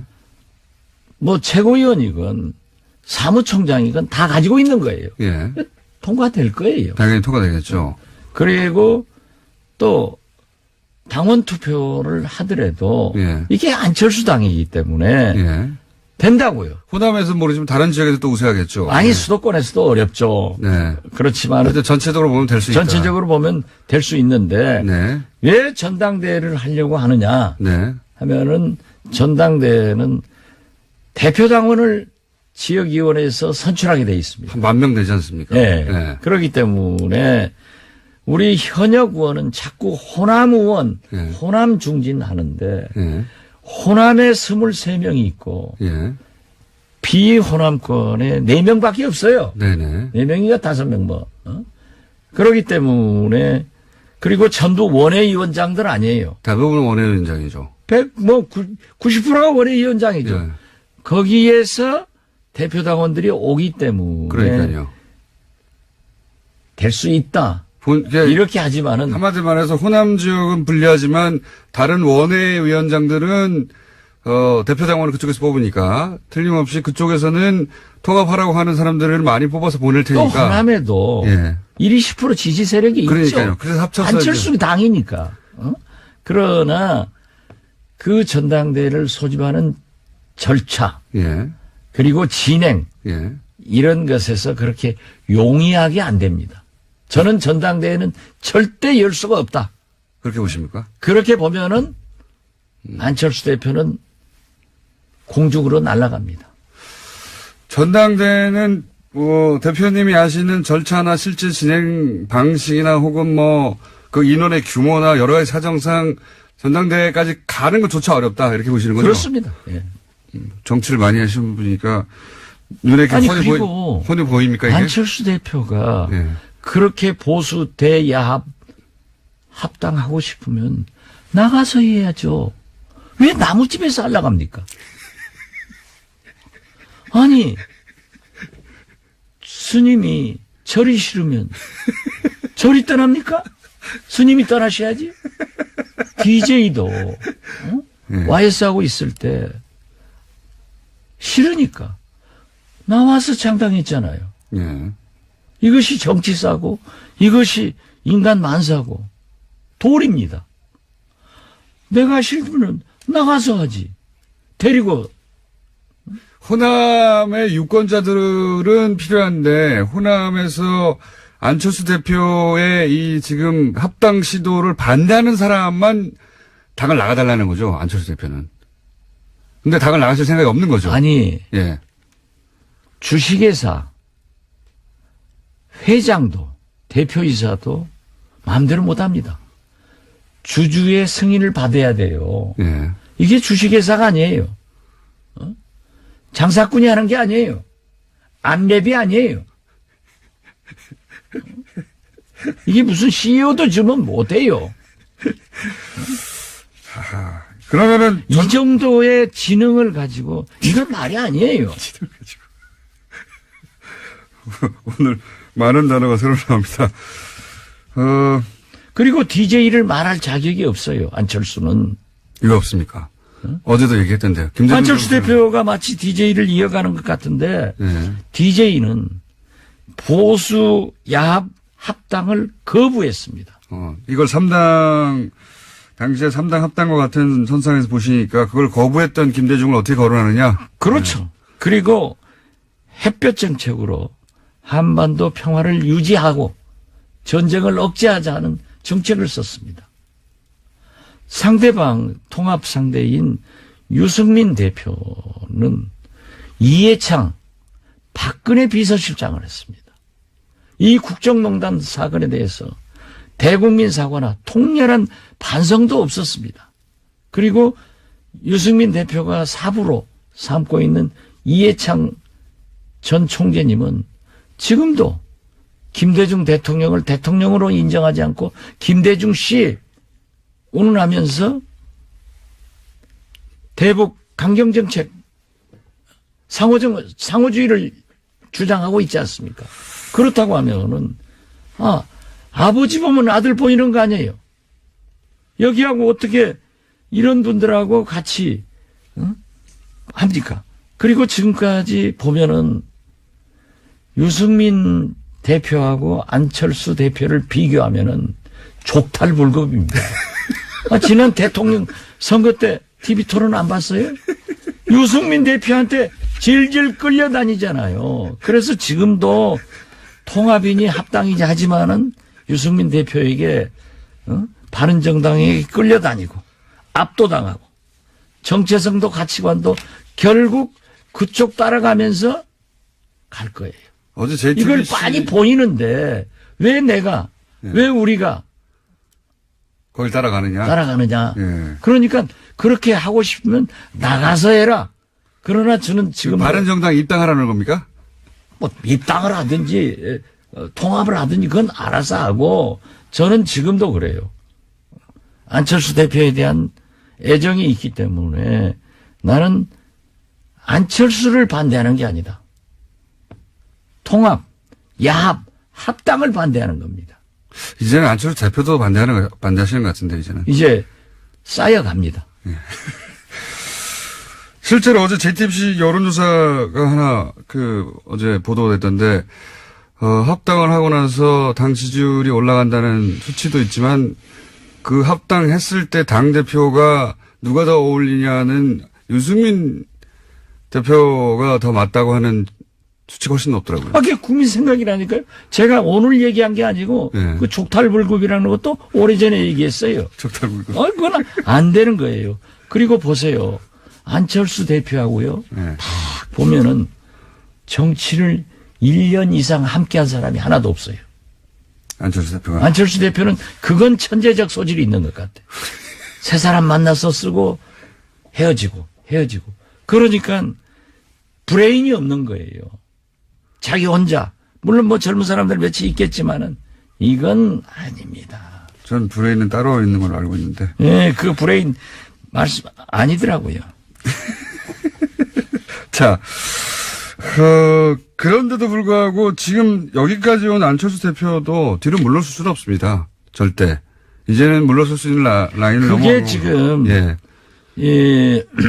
전당대회 공장장은 늘 예. 안철수를 미워하면서 생각해주는 척 하는데 그게 망하게 유도하고 있는 거예요. 공장장 그 작전을 내가 빤히 알아요.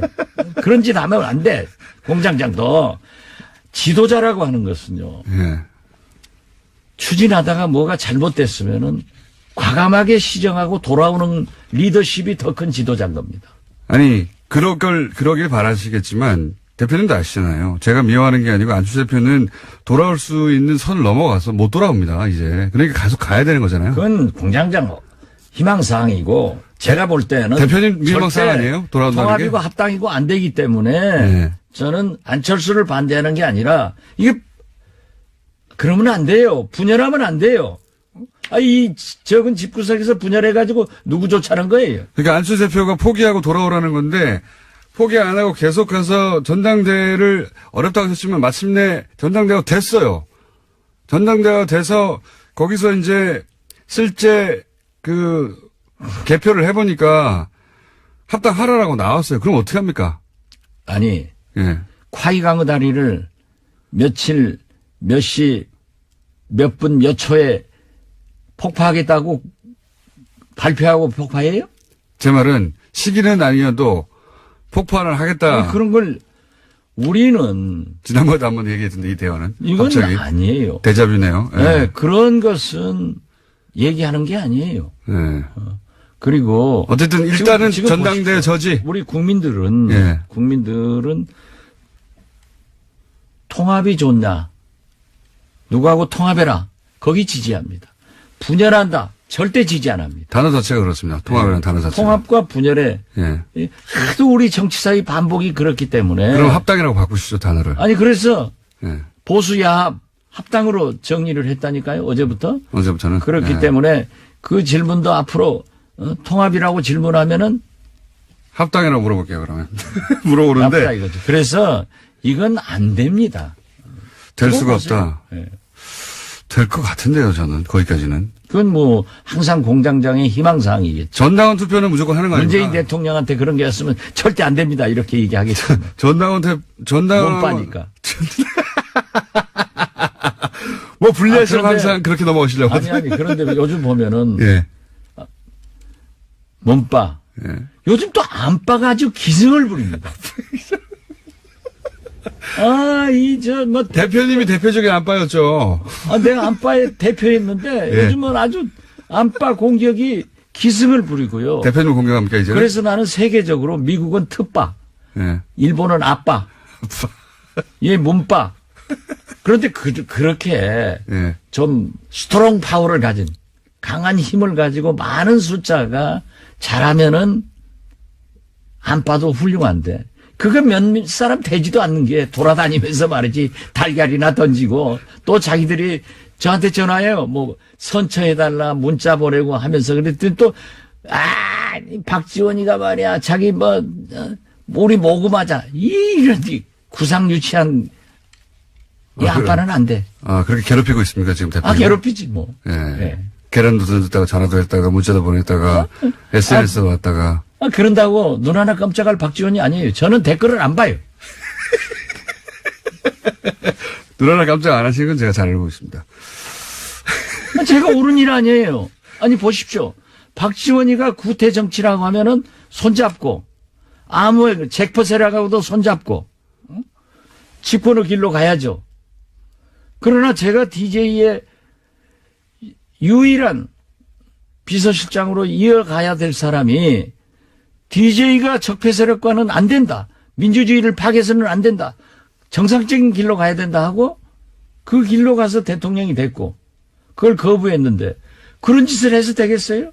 이러니까 나는 처음에는 적폐 세력한테 우리 안철수 대표가 정치 보복 한다고 그렇게 얘기를 해서 그냥 실수했겠지 하는데 이게 본심이에요. 그거에 이제 보니까. 지금 적폐청산 수사에 대해서 정치보복이라는 단어를 쓴 게 본심이다. 나는 그렇게 되더라고요. 그리고 결과적으로 그런 모양새죠. 특히 내가 어제 네. 만만히 재판을 받았잖아요. 예. 결심 받았는데 100만 원 받으셨죠. 100만 원. 청구를 했죠, 일단. 예. 아니 구형을 했는데 구형을 했죠, 검찰이. 구형을 했는데 또 이 많은 분들이 선거법에 100만 원 하면 의원직 박탈당하잖아요. 그 네. 염려해서 또 연락이 와요. 예. 그게 무슨 TV는 말이지. 이 라디오 같은 게 그런 것까지 다 자막으로 넣어서 보도하고 하니까 예. 그게 아니다. 라고 했는데 검찰이 적폐 검찰이 기소를 했기 때문에 자기 식구가 했는데 무죄 구형을 할 수 없잖아요. 근데 무죄예요. 이건 100%. 홍준표하고는 달라요. 그거는 이제 법정에서. 그렇죠. 예. 법정에서 할 일이고. 예. 그런데 제가 그 얘기했어요. 2011년 9월 이 박지원이가 만만의 의혹을 제기했을 때 예. 2012년 4월 이 박지원이가 박근혜 대통령의 비리관계 의혹을 제기했을 때 낙곰수에서 예. 김어준 공장장 주진희 부자 나하고 셋이 했잖아요. 근데 자기들은 기자하고 낙곰수 세다고 싹 빠져나가고 나만 지금까지 재판받았어요. 아닙니다. 그렇지만은 저희는 딴 것으로 바꾸고 있습니다, 아직도. 아니 그런데 예. 나도 15년 재판받다가 이번에 이제 선고하면 끝나는데 그때 만약 검찰이 수사를 제대로 했으면. 박지원을 수사할 게 아니라 만만에 박근혜를 수사했으면은 이러한 국가 대불행이 없었다. 국정농단 사건이 없었다. 그래서 지금의 검찰처럼 적폐청산에 주력하지 않고 정치 보복 수사를 했기 때문에 이 검찰은 과거 검찰은 국정농단의 공범이다 내가 그랬다니까요. 알겠습니다. 그런 세상인데 이런 사람들하고 손을 잡고 그런 사람들하고 잡아서 집권을 생각한다고 하면은 그것이 구태지. 응? 오래 살아서 좋은 짓 하면은 그것이 구태예요? 오래 살았어. 대표님, 우리 시간이 다 됐고요. 그러니까 아니, 좀 더 해요. 아니, 대표님 에너지가 너무 넘쳐가지고 제가 아니, 말을 저는 그래요. 어제부터 예. 제 아내 지금 뭐 병원에 지금 갑니다. 예. 그렇지만은 내 앞으로 좀 안 나오려고 그랬어요. 그런데 이게 내가 병원에서 울고만 있을 수가 없어요. 그래서 어제부터 아주 마음을 독하게 먹고 예. 이건 아니다.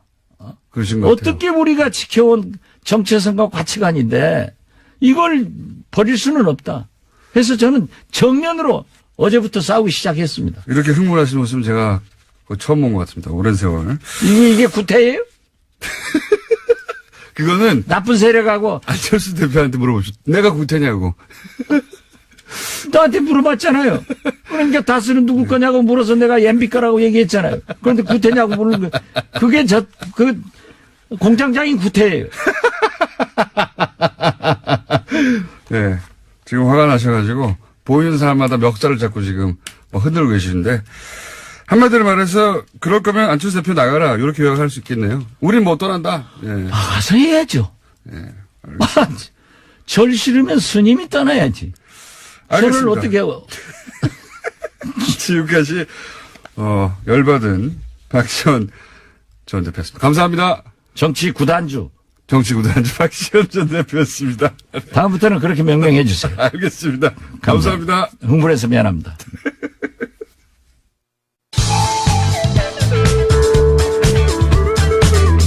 김어준이 바라는 것은 오직 진실과 정의 그리고 국입니다.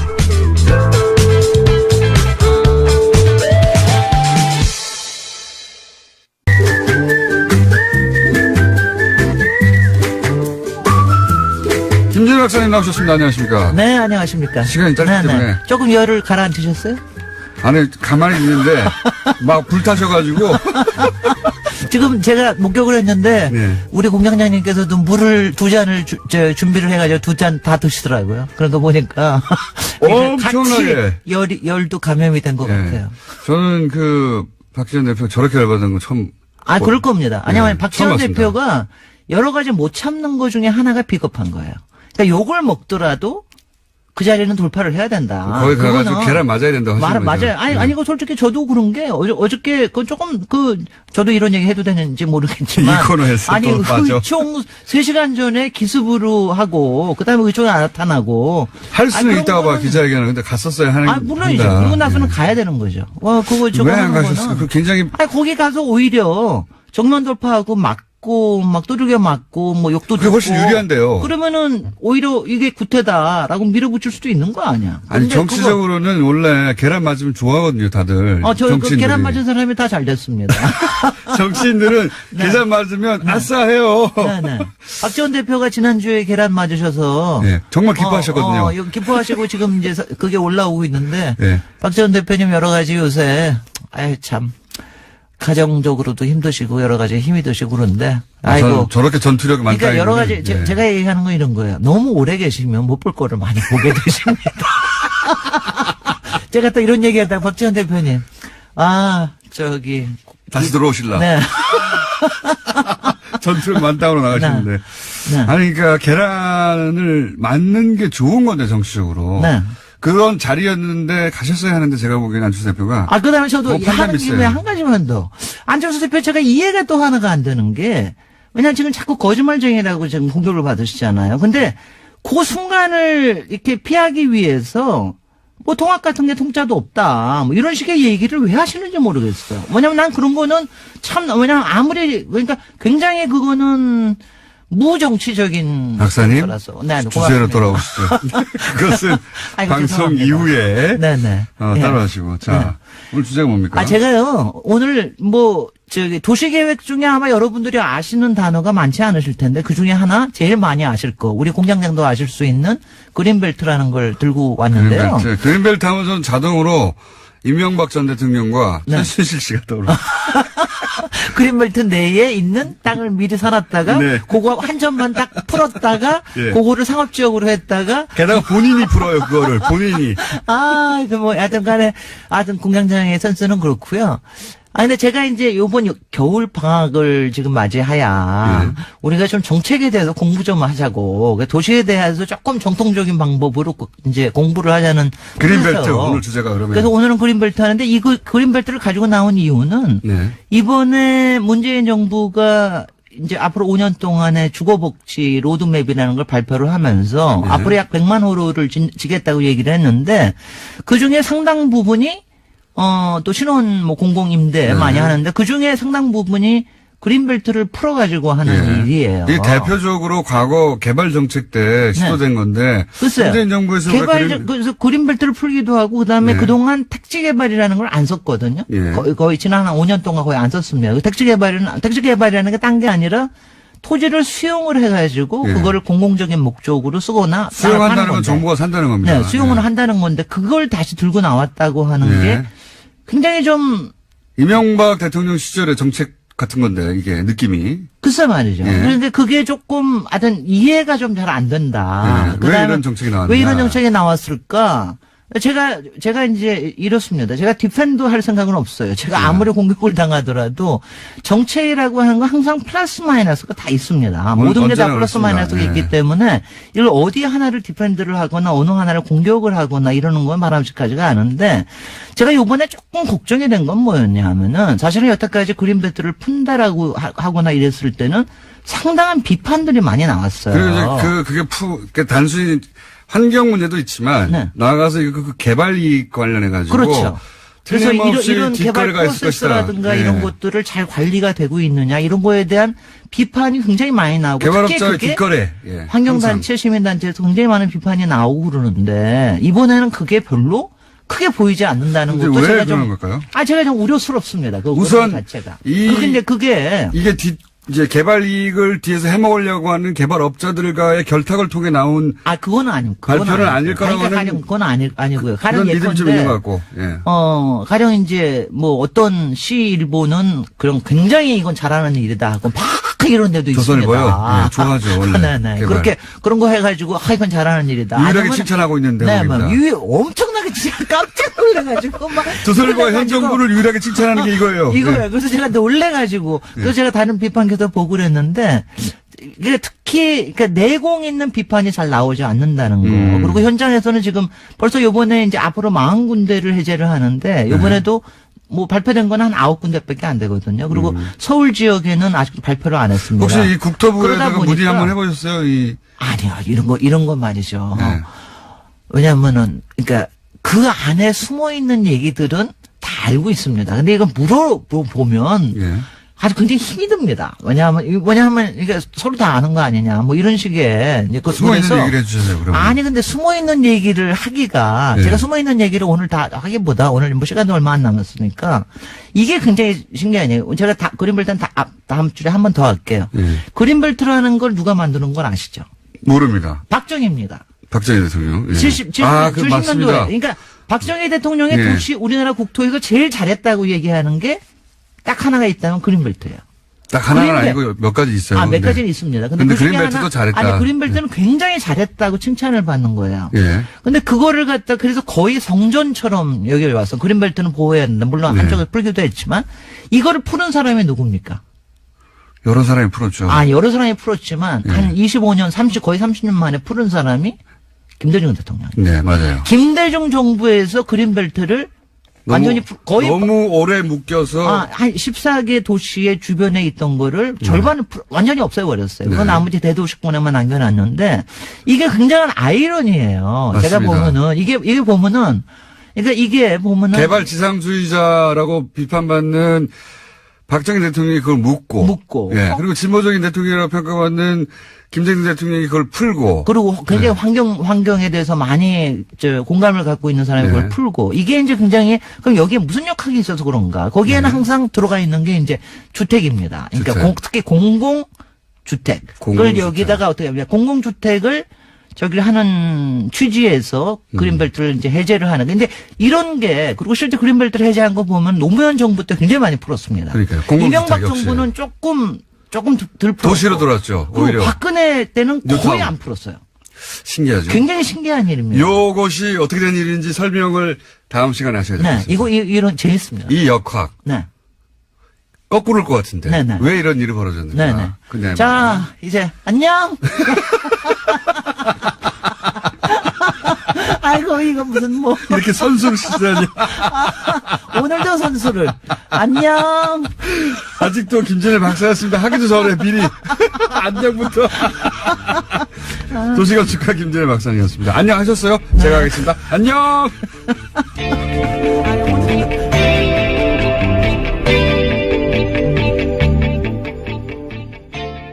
우리가 정말 말하고 끝나진 않잖아요. 네. 잘 골라서 예. 하나 두 개 정도 얘기해 주세요. 네, 삼성 이건희 회장의 차명 계좌에 대해 과세해야 한다는 정부의 자문기구 결정이 나왔는데요. 삼성 특검 수사에서 드러난 차명 계좌 양말 4조가 넘습니다. 이에 대해서 처음으로요, 정부가 이것을 과세해야 된다라고 밝힌 겁니다. 이것도 위원회예요. 그렇죠. 금융위는 사실상 삼성 편이었거든요. 예. 과세의 액수가 결국 금융위의 주장대로 하자면 얼마 되지도 않는 4조 4천억 전체 대상이 아니라 이었는데 역시 여기도 마찬가지로 외부 금융위가 그거 아니다. 자문기구죠, 자문기구. 예, 정부 자문기구인데요. 금융행정혁신위원회에서 결정했습니다. 이런 위원회, 결론을 내렸습니다. 금융위는 당국은, 정부 당국은, 금융당국은 삼성 편의 결정에 가깝게 했다면 위원회가 나서서 그거 아니지 않냐고, 국방부 다시 해야 된다니까, 이런 식으로. 그래서 삼성에 대해서 제대로 과세하라는 위원회 결정이, 권고사항이 나왔고요. 하나만 더 하면. 네, 바른정당과 합당을 추진하는 국민의당 안철수 대표가 어제 긴급 기자회견했습니다. 연말까지 전체 당원 투표로 합당 여부를 결정하자라고 제안했고요. 부결되면 당대표에서 물러나겠다라고 밝혔습니다. 그렇군요. 이건 저희가 이제 2부, 3부 연속으로 인터뷰가 있기 때문에 구체적인 내용은 뭐 각자 찬성파와 반대파 얘기를 들어보면 될 것 같은데, 근데 이제 이 보도를 하면서 이 합당 시도죠, 사실은. 통합은 원래 같이 있다가 헤어졌다가 다시 만날 때 그런 표현을 쓰는 게 적합한 것 같고, 이건 서로 완전히 다른 당이 합당하는 거죠. 합당 시도라고 보는데, 저는 이 합당 시도의 성격 규정을 안 해줘서 저 나름대로 성격 규정을 해보자면, 성격 규정이 제일 중요한 것 같은데, 이거는 보수 재편이죠, 보수 재편. 보수를 재편하고자 하는 큰 프로젝트의 첫 부분이 실행되고 있다. 저는 그렇게 성격 규정하는데, 왜냐하면 국민 바른 각각 39석, 11석 합치자, 그런 당대당 합당 시도, 그런 계획이라면 이렇게 안 하죠. 왜냐하면 보통 합당은 몸집 부풀리기거든요. 근데 11석, 39석이 지금같이 진행돼서는 그대로 유지되기 어렵단 말이죠. 오히려 거꾸로 당이 쪼그라들 수도 있어요. 합당을 해놓고 원래 당보다 숫자가 줄어들면 합당할 이유가 없잖아요. 그러니까 이건 당대당 합당의 차원에서 보면 안 되고, 그렇게 해서 그리고 있는 목적하는 뭐가 뭐냐. 보수 재편이라고 하는 큰 프로젝트의 일환인데, 여기서 이제 중요한 건 안철수 대표 혼자서 그런 큰 프로젝트를 다 할 수 있느냐? 없거든요. 당연히. 사실은 그런 큰 프로젝트에 포함될 사람, 저쪽에서도 유사한 그림을 그리는 사람들이 있고, 그 이해하고 안철수 대표 이해가 맞아떨어진 거다. 정치가 혼자 되는 게 아니기 때문에. 그런 관점에서 이 시도를 봐야 한다. 뭐, 정치에서 만나고 헤어지는 건 다반사인데, 이 만남과 헤어짐의 성격은 그렇게 보수 재편이라고 하는 프로젝트에 안철수 대표와 또 저쪽에서 그런 시도를 하는 사람들이 있겠죠. 이해가 맞아떨어진 것이다. 그리고 이 합당 시도를 그래서 어떤 프레임으로 보수가 보도하느냐를 보면, 뭐랄까요. 이 합당 시도의 성격 규정을 다시 한번 할 수 있어요. 원래 프레임이라는 게 단어 선택부터 시작되는 거거든요. 서민행보 홍보업이라고 하면 딱 프레임이 잡히는 거잖아요. 근데 이 합당 시도를 대단히 여러 가지 단어로 보도할 수 있습니다. 예를 들어서 무리수, 강행, 또는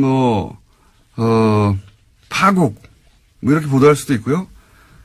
지금 대부분은 정면 돌파, 승무수 이렇게 보도하거든요. 예.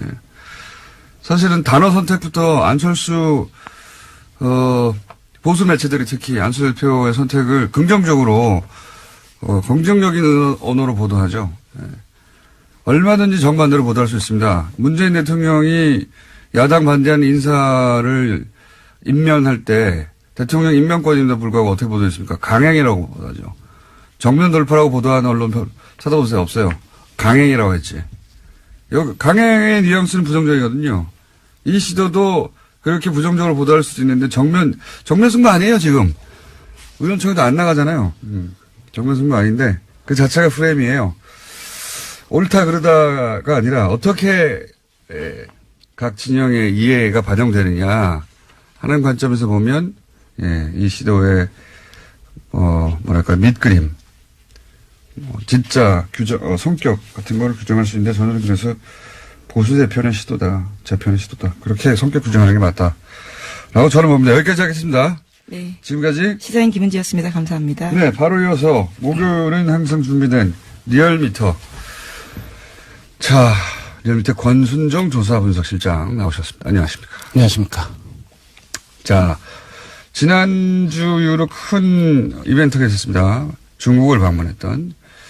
이 중국을, 일단 제가 이거 말씀하시기 전에 중국 방문 직전부터 방중 기간 동안, 보수 모체 중심에 이제 폭탄, 보도가 있어요. 이례적인 부정적인 보도가 집중되어 있었습니다. 대통령, 이제 결혼조사 기관에 계시니까 잘 아시겠죠. 그래서 김무사령부도 댓글 활동에 관여했다고 하는 이야기는 한 달 전에 나왔는데 지금까지 조사가 이루어진 게 없어요, 제대로. 네, 압수수색도 겨우 한 달 지나서나 했다고 하는데요. 말씀처럼 이미징, 그러니까 복제도 못하게 해서요. 그런 식으로 현장에서 곤혹스러운 상황이라고 합니다. 그리고 나서 이 국방부 TF 또 군인이거든요. 게다가 이 사람들이. 군인이 가서 군인을 조사하는데 군인들이 거부하는 거예요. 제대로 거부한다기보다 협조를 안 하는 거죠. 이미징도 안 된다고 하고. 국정원 같은 경우는 중앙 서버를 대놓고 지금 조사하고 있는데, 이건 개개인의 PC도 못하게 하니까, 조사가 될 리가 있습니까? 국무가 제대로? 예. 저는, 이 수사는 처음부터 다시 해야 된다고 봅니다. 이 정도 해놓고 대충 넘어가서 시간이 지나고, 이건 또다시 이런 일이 벌어지게 돼 있어요. 처음부터 다시 해야 된다. 예. 다시 짜가지고. 국방부, TF로 이 일을 제대로 못할 것 같으면 아예 외부에서, 들어가서 처음부터 다시 해야 된다고 봅니다. 예. 저는 이 한결의 특종, 굉장히 중요한 특종이라고 봅니다. 군에 관련된 수사는 사실상 제대로 된 게 없다. 이거거든요. 예. 그리고 국정원에서 가짜 사무실 만들어서, 방해하던 것 이상이죠. 예. 자기들끼리 도청해가지고 자기들끼리. 그렇죠. SBS는 또 그런 내용들을 보도했었는데요. 처음부터 다시 해야 된다. 예. 저는 그렇게 봅니다. 게다가 지금까지 수사 의뢰도 없고요. 예. 이미징도 안 되고. 예. 완전 개판이에요. 수사가. 자, 굉장히 중요한 특종 나왔고, 저희도 앞으로 계속해서 SBS도 추가 못하겠죠. 다음 주는요? 네, 임종석 대통령 비서실장의 아랍에미리트 행과 관련해서 계속해서 여러 가지 보도들이 나오고 있는데요. 오늘 아침에 중앙일보에서 좀 자세한 내용들이 나왔습니다. UAE 왕세자가 날짜를 지정하면서 요청돼서 결정된 일정이다라고 여권 핵심 인사가 밝혔다라는 건데요. 이 인사의 발언을 인용한 보도를 보면요. 특사 파견은 왕세자의 요청에 따른 것으로 방문 날짜도 아랍에미리트 측에서 정해준 일정에 맞추다 보니까 급하게 진행됐다라고 밝히고 있고요. 양국 간의 시급한 관계 개선이 주목적이었다라고 말하고 있습니다. 처음으로 좀 구체적인 여러 가지 설들이 나오다가 이건 이제 양 국가 간의 외교적 차원에서 벌어진 일이기 때문에 그 자리에 참석하지 않은 사람들은 알 수가 없어서 추측 보도만 나오다가 좀 구체적인 내용이 처음으로 나왔네요. 예. 이게 이제 자유한국당에서는 처음부터 임종석 비서실장이 아랍에미레이트로 날아간 직후부터 계속해서 이게 바로 이명박 전 대통령 뒤를 캐려고 하다가 이런 일이 벌어진 게 아니냐, 혹은 뭐 뒤를 캐러 간 거 아니냐, 예. 그런 얘기를 끊임없이 주장을 했었죠. 예. 근데 여기 지금까지 나온 보도로 보면 거꾸로 UAE 측 요구로 갔다. 급하게 일정을 잡아서 갔고, 그리고 주 목적은 양국 간의 시급한 관계 개선이다. 이렇게 나오고 있는데, 이 이상은 이제 적어도 왕세제를 만나고 왔기 때문에 우리 쪽에서는 대통령 비서실장이 갔고, 외교 차원에서 벌어진 일이라 더 이상 청와대에서는 뭐가 안 나올 것 같은데요. 제가 나름대로 또 취재한 바로는, 예. 저도 가끔 취재를 합니다. 나름대로 취재한 바로는, 이명박 전 대통령 뒤를 캐기 위해서, 왕실로 간 거 아니냐. 그러다가 발각돼서 간 거 아니냐. 라는 자유한국당의 주장이 있지 않습니까? 예, 계속 그런 주장을 하고 있습니다. 자유한국당은 처음부터 이 프레임을 잡았어요. 이게 정치보복 프레임이죠, 이것도. 예, 정치보복 하려고 하다가 지금, 외교 관계까지 지금 탈난 거 아니냐. 이런 정치보복 프레임을 동원했는데, 여기서 주목할 것이 두 가지입니다.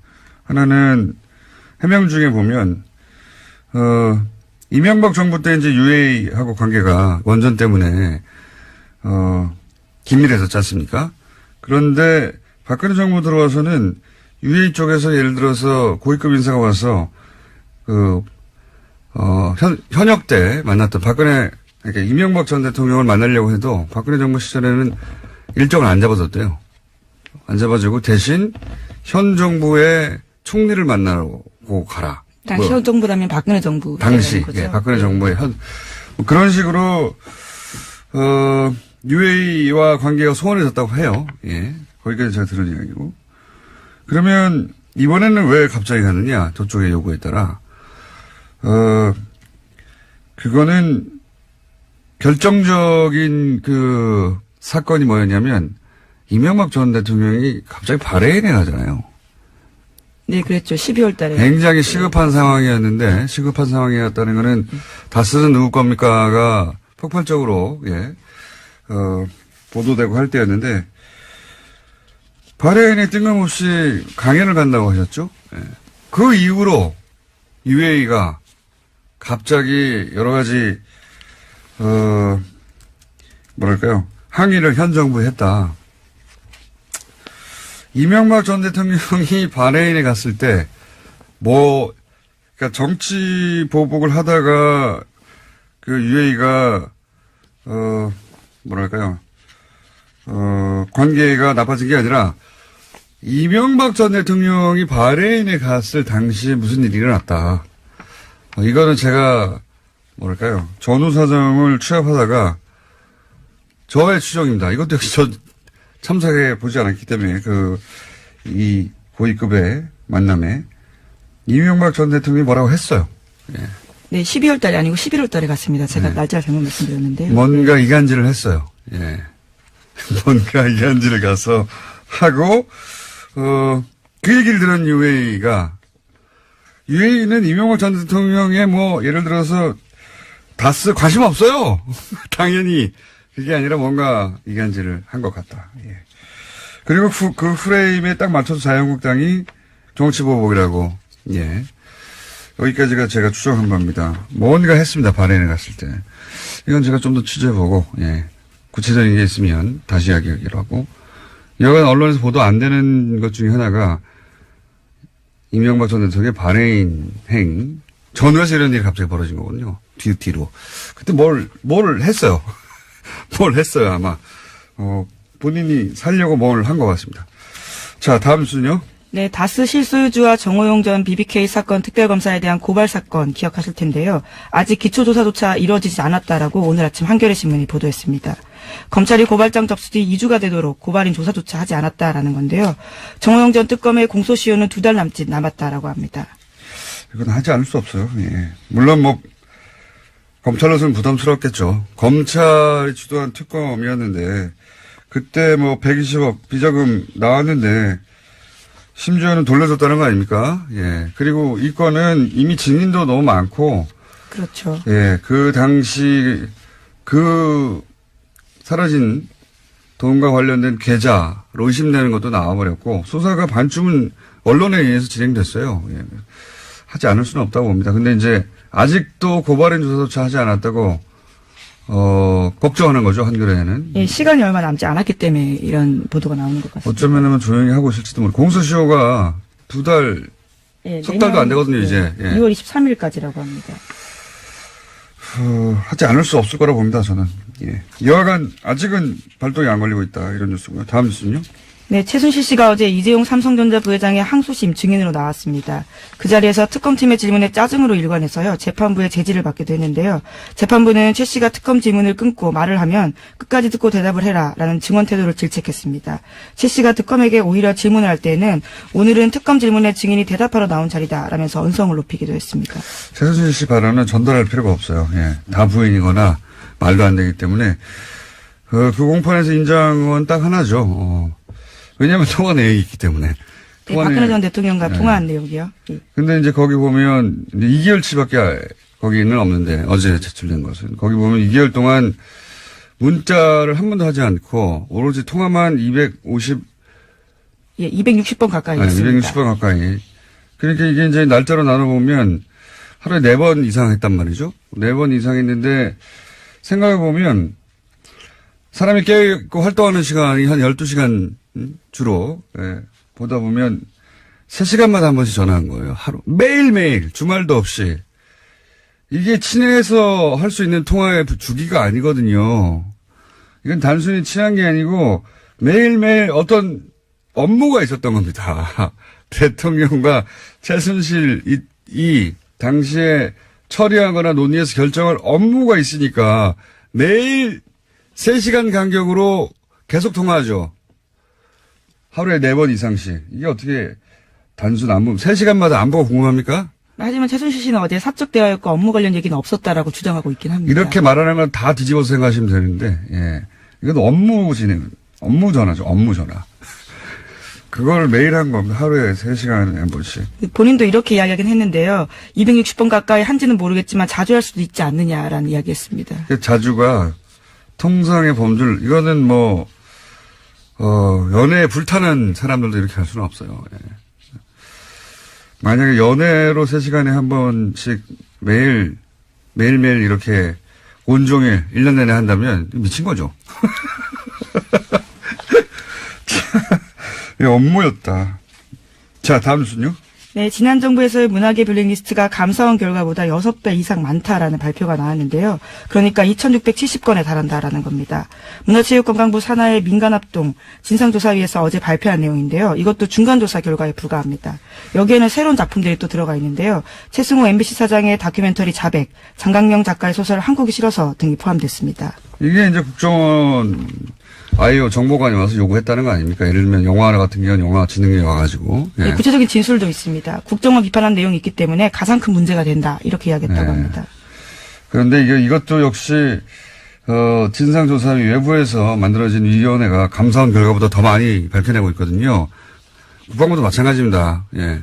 국방부 무슨 용관의 통뼈입니까? 다 대한민국 내부에 있는 감시를 받아야 되는, 네. 군이라고 해서 다 빠져나가고 하면 안 되는 거, 절대 안 되는 거죠. 그래서 숨어서 그런 것만 조직 만든 거였잖아요. 거기가 안에 숨겨가지고 군에 그 특성을 이용해서 처음부터 다시 시작해야 돼요. 네. 어쨌든 감사원 감사 결과보다 몇 배나 많은 숫자가 있더라. 예, 국정원이 그렇게 했다. 뉴스고요. 예. 자, 시간이 별로 없기 때문에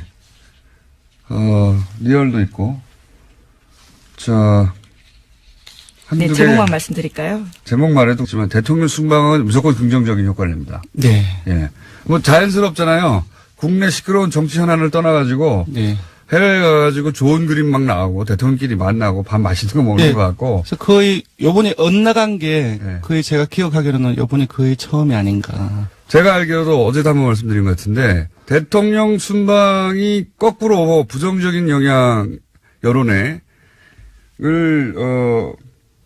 낸 것은 제가 기억하기로는 처음이에요. 근데 이제 그래서 제가 계속 악의적으로 했는데, 순방 첫날부터 계속해서 부정적인 보도만 쏟아냈거든요. 보수 매체에서 혼밥 이거 시작해가지고, 엄청난 숫자의 부정적인 보도, 홀대, 혼밥을 네. 보수 매체가 정말 폭포수 같이 쏟아냈어요. 예, 선전적인 단어 뽑기가 상당히 많이 나온 것 같습니다.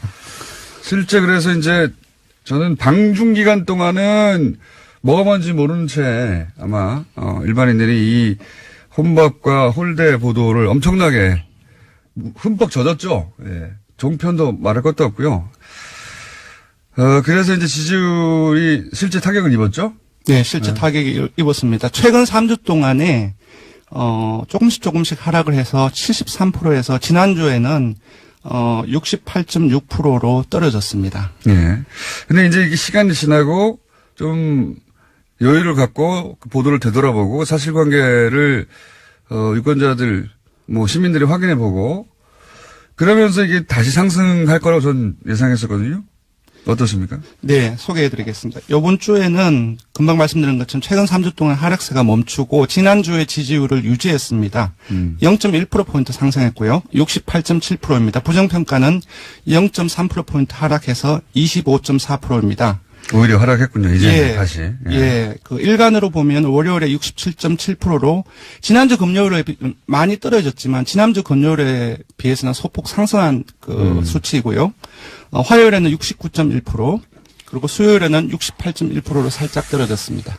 그러니까 이제 그 소위 방중 관련한 부정적인 보도가 폭포수처럼 쏟아지면서 떨어졌다가 다시 오히려 방중이 끝나고 나서 중국 방문 성과에 대해서 조금씩 올라가고 있다. 예, 언론 보도 경향을 보면 지난주 주말을 경고하고 월요일까지 조금씩 방중 성과에 대한 내용들이 보도량이 조금씩 늘어났고요. 그리고 야당과 언론 일부의 이제 그 중국 방문에 대한 부정적인 보도에 대한 이 자체가 공정한지 공정하지 않은지 논란도 월요일에 많이 SNS를 통해서 돌았습니다. 그런 보도는 저희밖에 안 했어요. 집중적으로. 예. 이거 홀대론 자체가 거짓말인 것 같다. 혹은 뭐 제대로 보도하지 않은 것이다. 악의적인 프레임이다라는 보도는 집중적으로 한 것은 저희밖에 없긴 한데 여하간 이제 하강 곡선을 그리다가 방중 기간 동안 오히려 이제 방중이 끝난 다음에 조금씩 다시 회복되고 있다 이런 얘기네요. 네, 그렇습니다. 그 화요일에는 이제 평창 동계올림픽 홍보 행사에 거의 하루 정도를 다 빼서 트레인 원이라든지 MBC 미국 MBC 인터뷰 보도라든지 이에 대한 이와 관련된 보도가 상당히 많이 확대되었었고요. 또 어제는 조금 떨어졌는데 오늘 이제 조간에서도 일부 조간 사설에도 일부 나왔던데 평창 올림픽 기간에 한미 연합훈련의 연기 검토한다는 소식이 나왔었죠. 이런 뉴스를 항상 노년층에서 싫어하죠, 보수층에서. 한미연합훈련을, 평창 올림픽 때문에도 연기하자고 해도 무조건 싫어하는 경향이 좀 있습니다. 근데 전 한편으로 지금까지 현 정부는 2번 정도의 이 보수 진영 매체에 폭탄을 맞았거든요. 한 번은 이제 북핵, 그리고 이번엔 방중, 예. 2번의 집중적인 폭격을 받았는데, 그러니까 이 현 정부가 소위 그렇게 폭격을 집중적으로 당했을 때 입을 수 있는 그 지지율의 하락의 정도를 저는 그 두 사례를 보고 이제 가늠해 볼 수 있다고 보는데, 그게 한 60% 중반까지 에서 저지가 되어 보면. 네, 맞습니다. 지난 9월 3일 그 북핵 이후에 계속 떨어져서 한 67%까지가 최저치로 떨어졌거든요. 네. 그리고 요번에도 떨어진 것이 지난주에 68.6%인데 사실상 상당히 많이 지금까지 하락한 최저선이 한 60%대 중후반대, 중반이라기 하기는 좀 그렇고 중후반대가 아닌가 싶고요. 굉장히 어떤 의미에서 놀랍기도 합니다. 저지선이. 예, 왜냐하면은 지난 정부 박근혜 대통령 국정수행 지지율 최고치가 주간 집계로 67.0%입니다. 그쪽 최고치하고 이쪽 최저치하고. 예, 차이는 있지만 그래도 전반적으로 그 최저치하고 지금까지의 최저치보다 이전 정부의 최고치보다 높다는 것은 조금 생각해 볼 부분이 있는 것 같습니다. 지지층을 굉장히 단단하게 결속한다. 왜냐하면은 이런 일이 있으면 다시 또 지지층 결집을 해요. 네. 이탈도 하지만. 네네. 예, 지지층 결집도가. 근데 이번 주 같은 경우는 여전히 이제 대구 경북이나 60대 이상 그리고 안보 문제에 조금 더 강경한 경향을 보이고 있죠. 진보적인 성향을 가지고 있다 할지라도 20대에도 빠졌고. 예. 근데 하지만 이제 세부 분석을 해 보니까 문 대통령의 그 핵심 지지층은 민주당 지지층이나 19대 대선에서 그 문재인 대통령을 찍었던 사람들이거든요. 이쪽에서의 지지율은 거의 변동이 없거나 그리고 이번 주 민주당 지지층에서는 안녕하세요. 김호준입니다. 국가보훈처는 어제 감사 결과를 발표하고 박승춘 전 보훈처장을 수사 의뢰했습니다. 총선과 대선 직전 박정희 유신 독재에 저항했던 민주화운동을 빨갱이 책동이라고 교육하는 DVD를 국정으로부터 받아 배포하고 청와대 지시와 정경련의 지원을 받아서 세월호 특조위 해체 시위와 같은 관제 데모에 동원됐던 고엽제 전후회에 한국토지주택공사로부터 주택사업 우선사업자가 될 수 있도록 지원하는 등 혐의는 여러 가지입니다. 이 수사 의뢰에 대해 조선일보는 또 한 번 정치보복 프레임을 끌어들였습니다.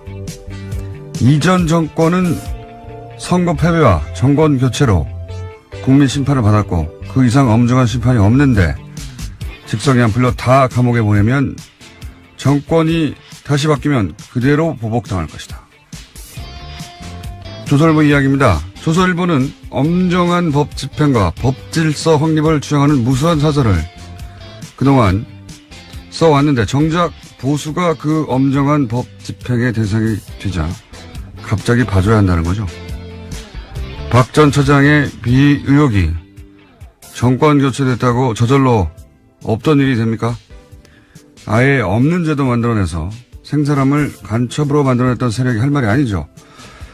적폐 수사 때마다 빠짐없이 등장해서 정치보복이라고 외치며 정권이 다시 바뀌면 보복당할 거라고 저주하고 협박하는 조선일보. 이게 제가 할 말은 한마디입니다. 시끄럽다. 김어준 생각이었습니다.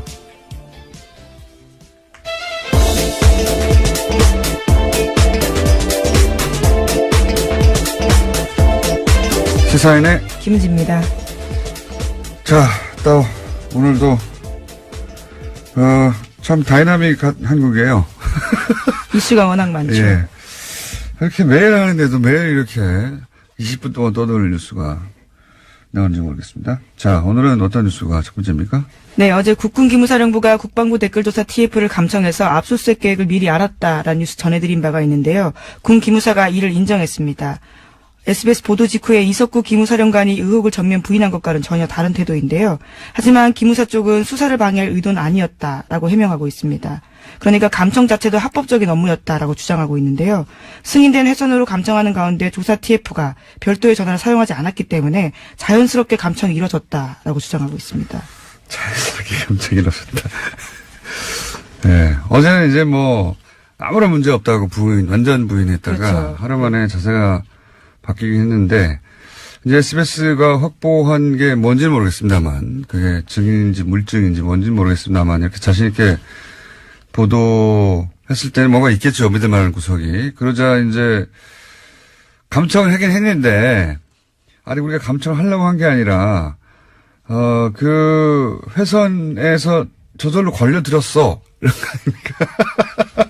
제가 최근에 본 해명 중에 가장 창의적이네요. 저절로 걸러들였을 뿐 우리는 하려고 한 게 아니다 이거죠. 예. 예, 저절로 걸러들었다고 하더라도 어쨌거나 그 내용을 보고했고요. 그 보고한 문서를 삭제했습니다. 그런데 그게 복원돼서 걸린 거거든요. 그러니까 왜 삭제했는지에 대해서는 설명하지 못하고 있는 거죠. 아니 이게 상급기관이 범죄 혐의를 지금 조사하고 있는데 저절로 걸렸다고 하더라도 그걸 보고하거나 거꾸로 예 이거 이 회선을 닫아야 된다고 보고하거나 혹은 거기에 대해서 그 회선을 이 사실 자체를 사실은 조사 대상에게 알려줘야 되는 거예요. 예. 그런데 그렇죠. 수사 방해가 될 수 있는 상황이니까요. 근데 이제 그거에 대해서 이제 자기들은 압수수색에 대비해서 증거인멸을 시도했다. 예. 하는 정황이 지금 의심되는 것이고, 예. 저는 군 관련 특히나, 예. 군 관련은 군에 이 수사를 맡기면 안 되겠다 하는 생각을 다시 한번 하게 되는 것이 이 국정원 TF 때하고는 또 다른 것이요. 국정원 TF도 비슷한 구조로 했거든요. 예. 위원회 만들어서. 지금 그 국방부 TF가 하는 거 아닙니까 이게? 예, 그렇죠. 지금 거기서 먼저 하고 있는 겁니다. 네. 근데 그 기억을 되돌려 보면 국정원 때는 중간중간에 발표하고 중간중간에 수사 의뢰하고 이런 일이 이루어졌었어요. 근데 이제 국방부 TF는 수사 의뢰가 한 건도 없지 않습니까? 네, 오늘 아침 한겨레 신문이 그렇게 보고했는데요. 자체 수사를 통해서 수사 의뢰하거나 관련 자료를 검찰에 보낸 적도 없다라고 합니다. 심지어 검찰의 자료 요청에 대해서 보안 등의 이유로 거절당하는 사례가 많았다라고 합니다. 그리고 제일 제가 어처구니 없는 게 예를 들어 수사관이 가요. 그러면 가장 먼저 하는 게 요즘은 그 하드를 뜬다고 하죠. 예, 디지털 증거들이 워낙 많아서요. 문서를 다 거기서 하고 하는 게 요즘 누가 손을 씁니까? 예. 하드를 뜨는 이미징 작업을 해야 되는데 아예 이미징을 못하게 하니까 그 옆에 서가지고 거기서 압수수색을 해도 이미지를 뜨는 게 아니라 그 PC에 앉아가지고 검색하고 있어요. 검색. 예, 이렇게 그렇죠. 해서 그 안에 있는 모든 문서 혹은 뭐 이름을 바꿨을 수도 있고요. 또는 그 파일을 그 암호화해서 숨겨놨을 수도 있고요. 이게 어떻게 조사가 됩니까? 그 자리에 앉아가지고. 게다가 남의 PC에 앉아가지고 그 남의 PC 구조가 어떻게 되는지도 모르는데 검색을 해서 찾아가라는 거거든요. 말도 안 되는 거예요. 그런 방식의 압수수색밖에 허용하지 않고 있거든요. 상급기관이 왔는데